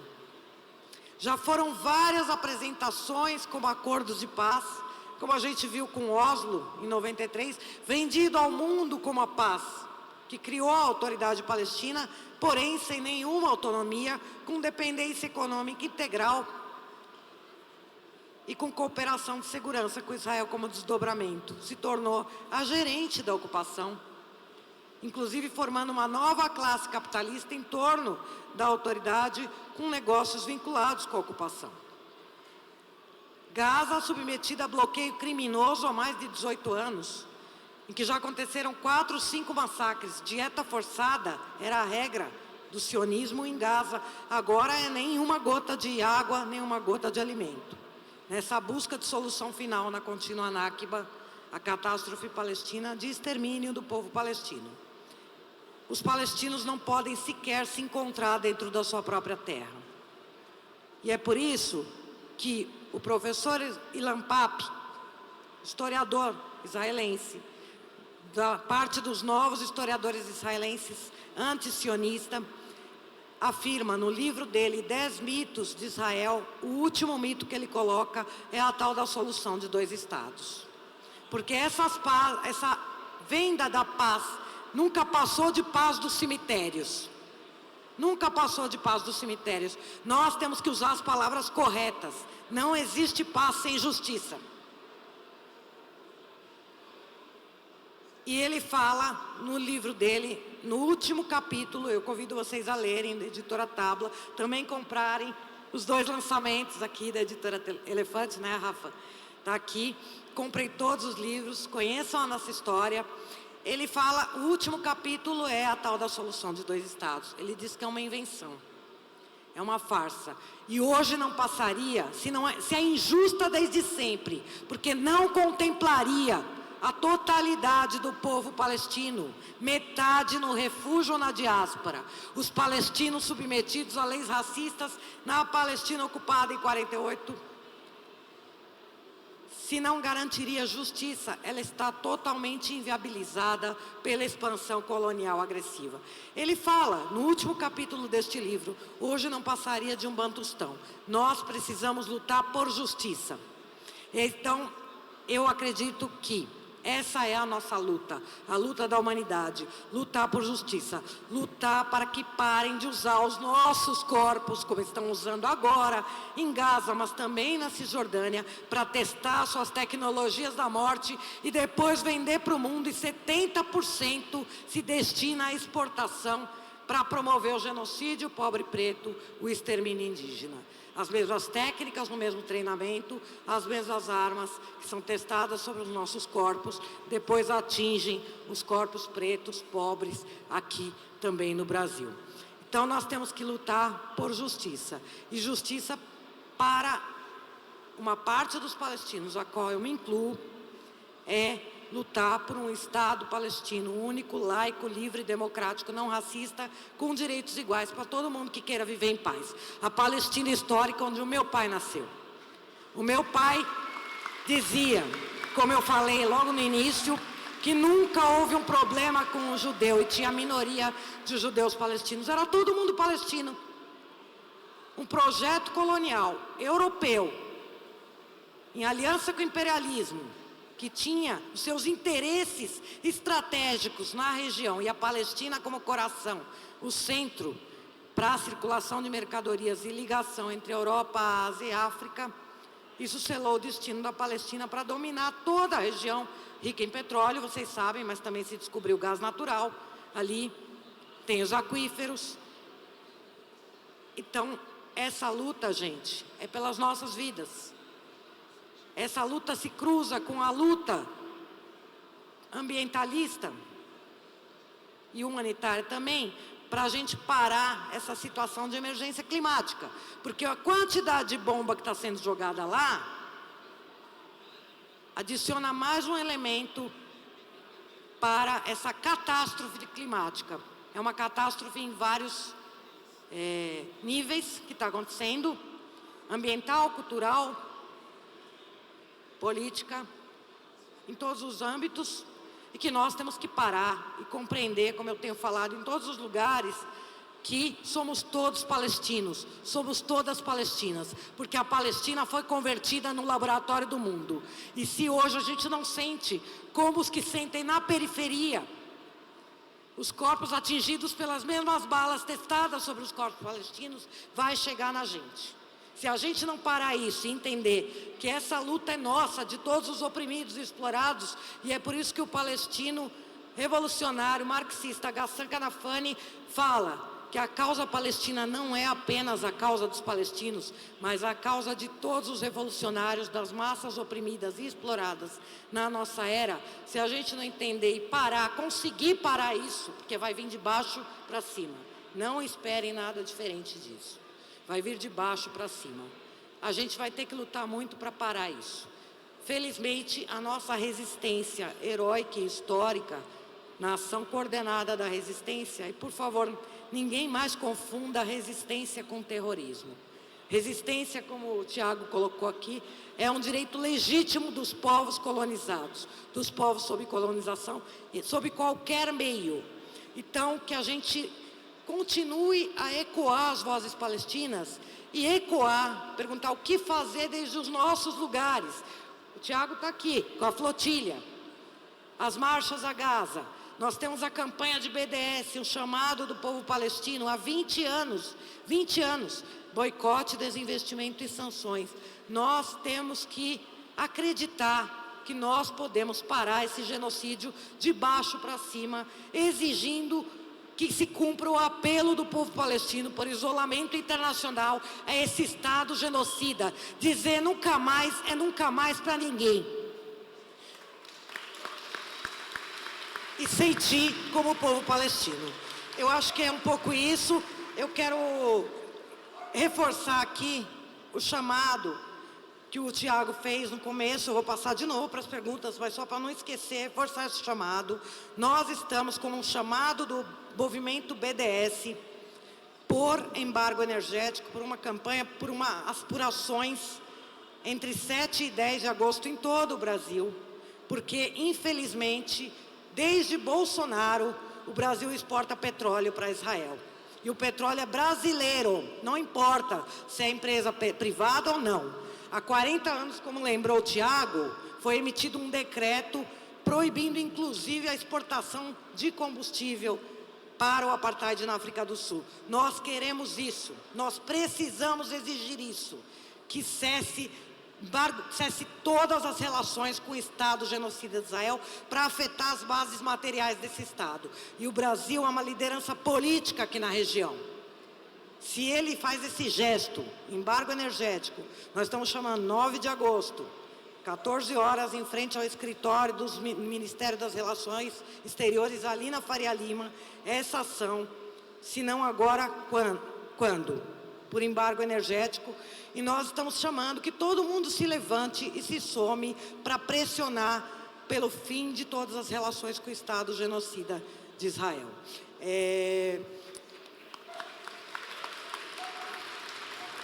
Embargo militar, embargo energético, boicote acadêmico, porque infelizmente a gente tem universidades aqui importantíssimas, como a USP, que tem vários convênios com universidades israelenses, onde se desenvolve a pesquisa, a tecnologia, e também a ideologia para seguir com esse genocídio, limpeza étnica, colonização, apartheid e todo tipo de boicote, né, somando ao apelo e ouvindo o apelo do povo palestino por isolamento internacional. Nós precisamos, sim, que Lula rompa todas as relações econômicas, militares e diplomáticas com o Estado de Israel, que se imponha embargo energético, embargo militar, boicote acadêmico, boicote esportivo, boicote cultural, que ninguém permita que a sua arte sirva para encobrir um genocídio nunca mais, né? E é isso, nós temos que avançar nessa luta, contamos com todo mundo para a gente construir atos tão lindos e tão emocionantes como o que a gente construiu no 15 de junho aqui em São Paulo, que muita gente que está aqui estava lá. eu vou, antes de passar para as perguntas, dizer mais uma coisa. A gente quer se solidarizar com os nossos companheiros e companheiras do MST, que promoveram uma linda primeira jornada muralista, então agora, neste momento, fazendo a segunda jornada muralista, e que também sofreram um ataque agora da prefeitura, a partir da vereadora, a partir de uma ação sionista da vereadora Cris Monteiro, do Novo, mandando pintar murais que estão embaixo do minhocão, que está escrito Palestina Livre. Se eles pintam um, nós vamos fazer 1000. Eu vou passar para mais uma rodada de perguntas.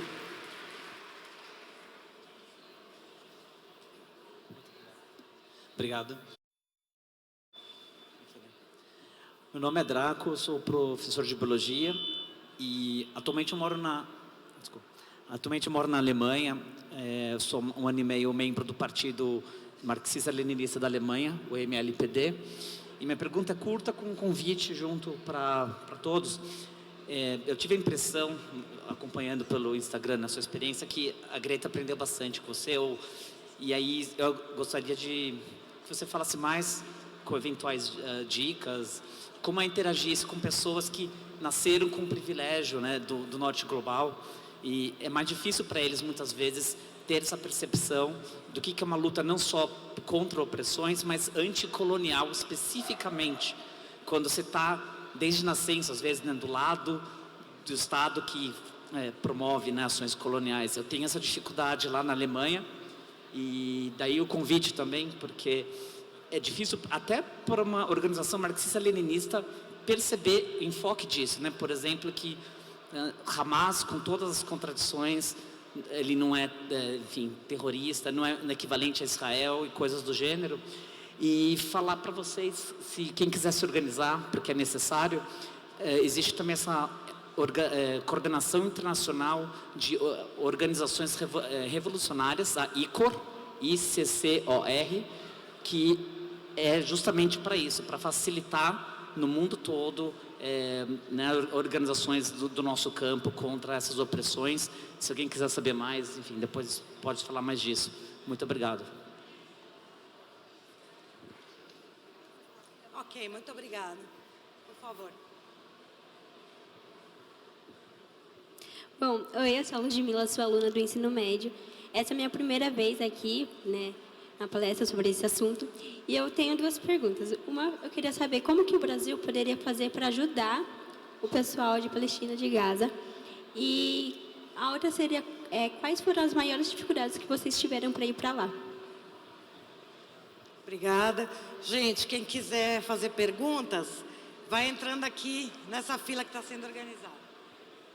Olá, tudo bom? Meu nome é Júlio César, eu sou ativista do Uniafro, Movimento dos Negros, né?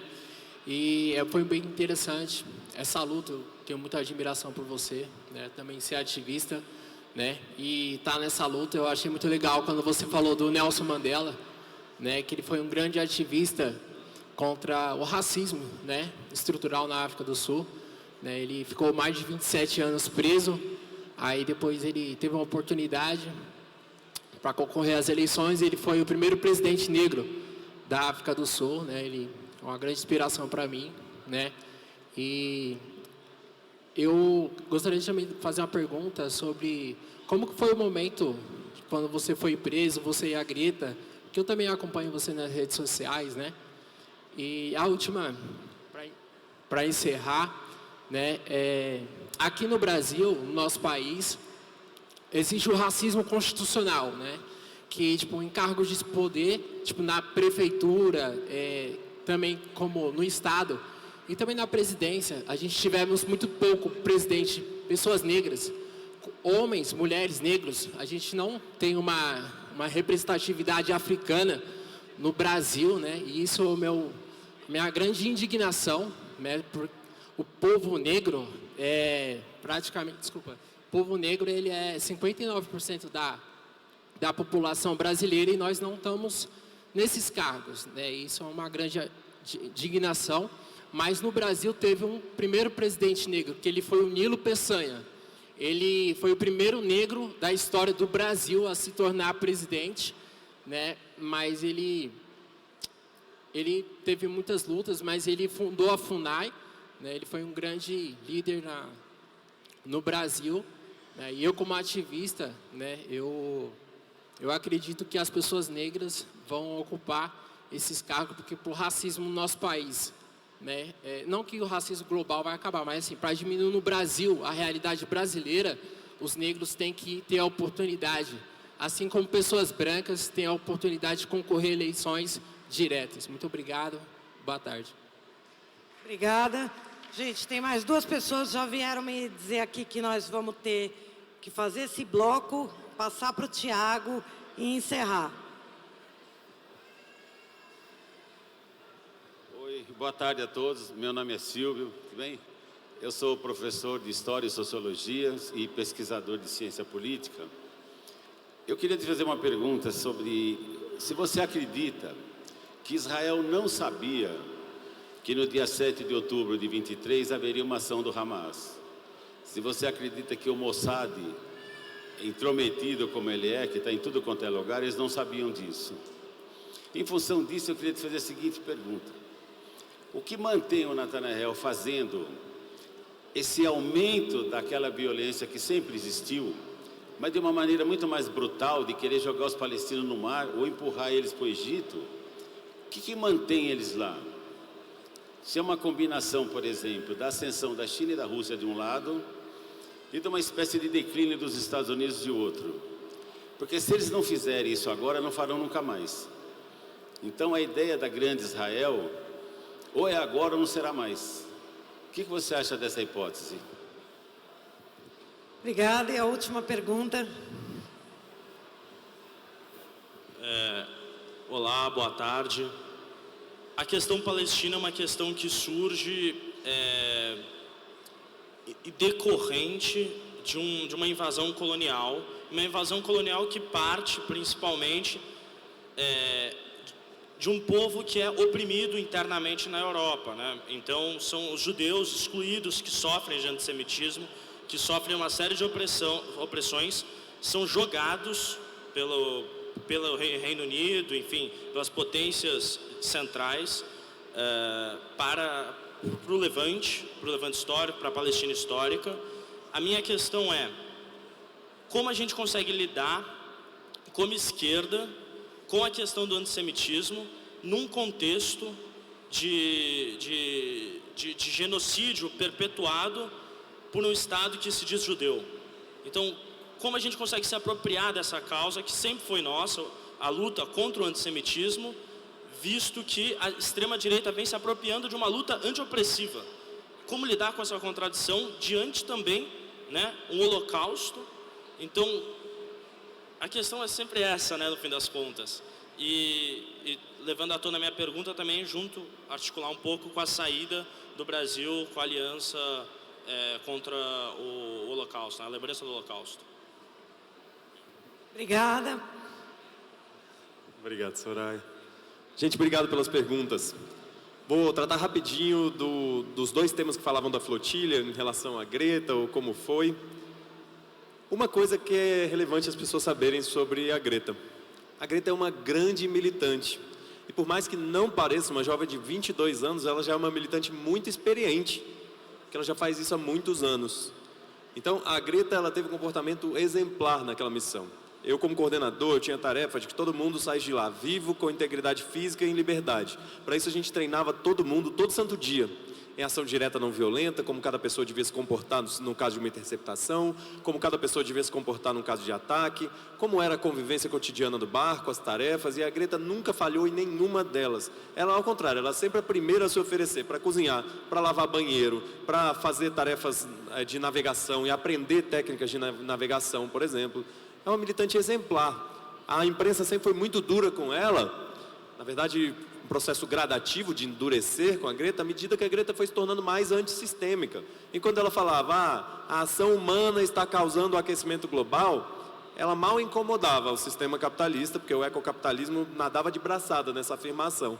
Depois ela começou a dizer que era o sistema que estava causando isso. E aí a imprensa já começou a ir contra, ela já começou a perder os acessos e começou a perder todo o glamour da militância dela. E aí depois ela começa a abraçar outras causas, como a causa LGBTQIAPN+, e a causa contra diversos outros países oprimidos e explorados. E aí quando ela fala da Palestina, aí acabou de vez. Aí a imprensa tenta ignorar a existência dela e vai sempre falar mal, e vai sempre atacar, e tratar como uma jovem mulher brava, né, como o Trump disse. No fim das contas, a Greta é uma grande militante, gente. É muito importante que leve isso em consideração. Ela não estava só nessa missão, ela estava na missão anterior do barco que foi bombardeado. Por 5 horas a Greta não estava no barco que foi bombardeado, então ela também estava colocando a vida dela em risco ali. E ela tinha total consciência, ela foi muito disciplinada. Inclusive as pessoas falavam muito sobre a Greta ter saído antes, ou sobre pessoas que saem antes, quando a gente é interceptado numa missão da flotilha. Isso é uma tática nossa. Fui eu diretamente quem pediu a Greta para ela sair antes, porque ela era a voz mais poderosa que a gente tinha, ela ia poder levar a mensagem adiante do que a gente passou ali, porque a gente sabia que a imprensa israelense e o regime israelense ia estar mentindo sobre tudo que a gente passou. Então era importante que alguém fosse embora primeiro, e ela e outras 3 pessoas aceitaram ir embora antes. Pela vontade dela, ela queria ser a última pessoa a sair comigo, porque ela achava que nos protegeria estando na prisão com a gente. E ela tinha razão. Mas mais do que proteger a gente, era importante levar a causa adiante da solidariedade ao povo palestino e desmontar a campanha de mentiras que eles estavam fazendo. Então, por isso que a Greta voltou antes, mas é uma excelente militante. Eu já admirava a Greta antes, pela militância que ela fazia pública, que eu acompanhava. Ao conhecer ela em missões e conhecer a Greta no sentido pessoal, ela é uma das militantes que eu mais admiro nesse mundo inteiro hoje. Sobre como foi. É sempre ruim, gente, passar por qualquer tipo de violação. Mas como o irmão falou, quem vai lutar contra a exploração, as opressões, a destruição da natureza, no sul global, como nós estamos, nunca vai ter uma vida fácil. Nenhuma geração de pessoa que pensa como nós e que age vivendo o que diz, viveu sua vida sem ter que lidar com criminalização, com ataques, com clandestinidade, com tortura, com morte e tantas outras violações. E, infelizmente, a nossa geração não é diferente. Para quem dizia que lutar contra o sistema aqui no Brasil é fácil, você está falando de algum nível de privilégio. Você está em alguma capital, você está dentro ou fora das periferias urbanas. Qual é a sua cor? Qual é a sua raça? Qual é a sua região geográfica? Se você está no campo, se você está na floresta, nos biomas, no Brasil não existe paz, coisa nenhuma, gente. Todo santo dia são assassinados Guaranis Kaiowás, são assassinados Mundurucus, são assassinados os povos originários do nosso país. O Brasil sempre disputa com a Colômbia e com as Filipinas, qual é o país que mais mata socioambientalista no mundo, gente. Todos os anos, há mais de 20 anos. Então é muito importante que a gente lembre disso, de que nunca é bom você passar por uma violação, mas a gente tem que colocar essa violação dentro de uma perspectiva. O que as pessoas passaram ali na flotilha não foi nada comparado com o que palestinos passam todos os dias. Foi pedagógico? Foi. Porque as pessoas entenderam, se passa com internacionais isso aí, da galera ficar numa solitária com rato, com barata, sem ver a luz do dia, pegando doenças, imagine quem está há 30 anos naquela mesma solitária. Tem jovens que foram libertados na troca de prisioneiros no último ano, que tinham sido presos, um com 13 e outro com 14 anos, e estava com 26 e 27 anos agora, gente. Imagina, porque é um regime terrível, uma terrível e cruel ditadura. E aí, trazer rapidinho sobre essa questão dos países, e a questão da China e da Rússia novamente, e a questão da Alemanha também. É muito importante que a gente leve isso em consideração, irmão, sobre esse momento histórico. É possível dizer que ao longo dos últimos 2 anos, tanto China, quanto Rússia, quanto Irã, quanto inacreditavelmente até os Estados Unidos, em alguma medida, tentou conter a escalada de uma guerra regional e mundial. Por que eu digo os Estados Unidos? Não porque Biden não queira, porque o Partido Democrata é muito ligado ao complexo industrial militar, muito expansionista, até mais do que Trump. Mas, quando chegava nos momentos decisivos, quando Israel bombardeou a embaixada do Irã em Damasco, por exemplo, eram os Estados Unidos quem tentava mediar para não escalar para algo que fugisse da proporção que é possível gerenciar. Então, quem forçou e quem é a maior ameaça à paz mundial hoje é o governo, a coalizão de extrema-direita liderada por Benjamin Netanyahu. Netanyahu, quem, se houver com um acordo de cessar-fogo, perde a sua maioria parlamentar e vai ser preso, tanto pela corrupção como pelos crimes de lesa humanidade que está cometendo.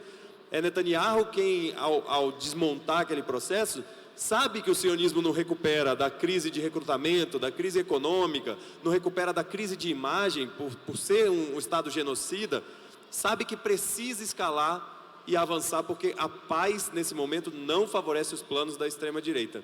Porque ao fazer qualquer tipo de entrada, por exemplo, de ajuda humanitária, o povo palestino ganha mais fôlego para persistir na sua terra. Então eles, de fato, querem levar a cabo a solução final e, de fato, estão tentando acelerar isso o máximo possível.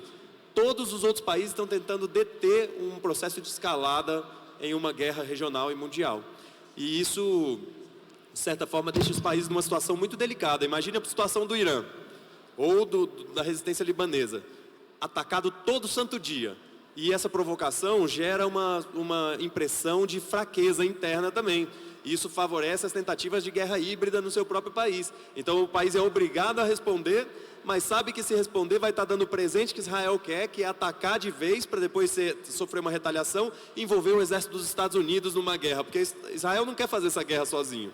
Israel quer uma guerra contra todos os países da região, uma nova guerra dos 6 dias para tomar mais território no projeto de grande Israel, mas quer que os Estados Unidos façam essa guerra por eles.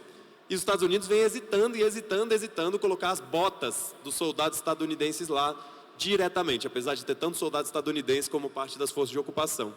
Então é uma situação muito complicada de que as grandes potências mundiais evitando que isso escale para um processo que fuja do seu controle e Israel tentando forçar uma escalada porque é a sua única forma de sobrevivência nesse momento. Isso é algo que a gente deve levar em conta. E aí queria entrar na intervenção da Júlia e do Júlio César, no sentido de que toda vez que a gente fala do quão racista é o regime sionista, ele sempre foi assim. Desde o livro Estado Judeu de Theodor Herzl, ele já falava que era para ser uma fortaleza contra a Ásia, na Ásia, contra os valores não civilizados daqueles povos, para trazer os valores europeus. Quando Soraya fala que é um projeto colonial europeu, ele era racista desde o início.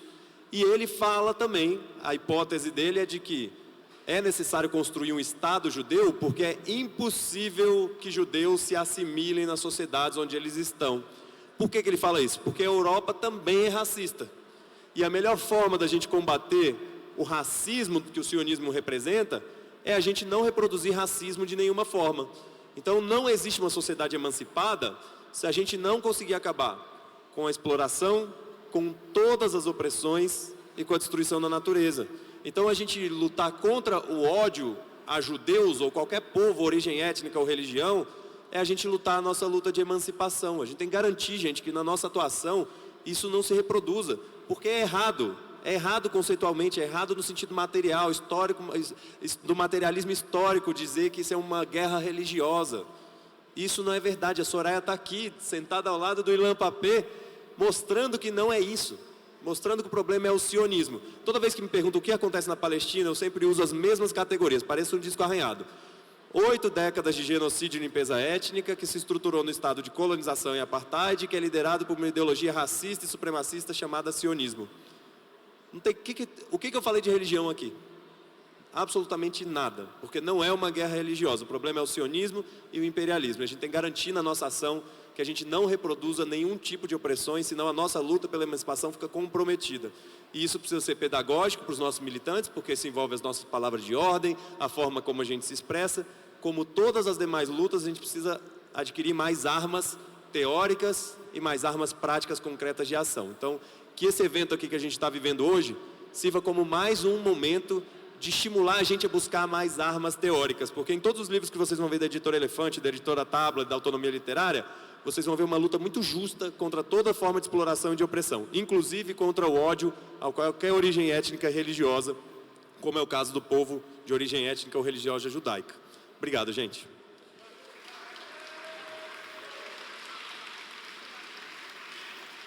Obrigada. Obrigada. A gente... Oi?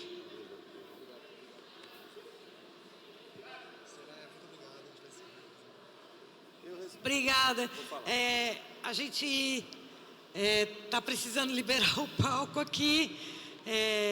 A gente quer agradecer muito todo mundo que ficou aqui, né? Agradecer muito a Flipei por abrir esse espaço, essa mesa.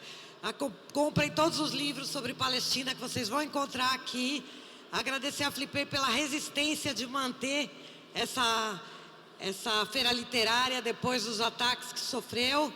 E dizer que isso é se inspirar na luta do povo palestino, para o qual resistência não é uma escolha, a existência, sob constante ameaça do apagamento do mapa, e eu tenho dito, não seremos apagados do mapa. Resistimos, existimos, persistimos, até a Palestina livre do rio ao mar.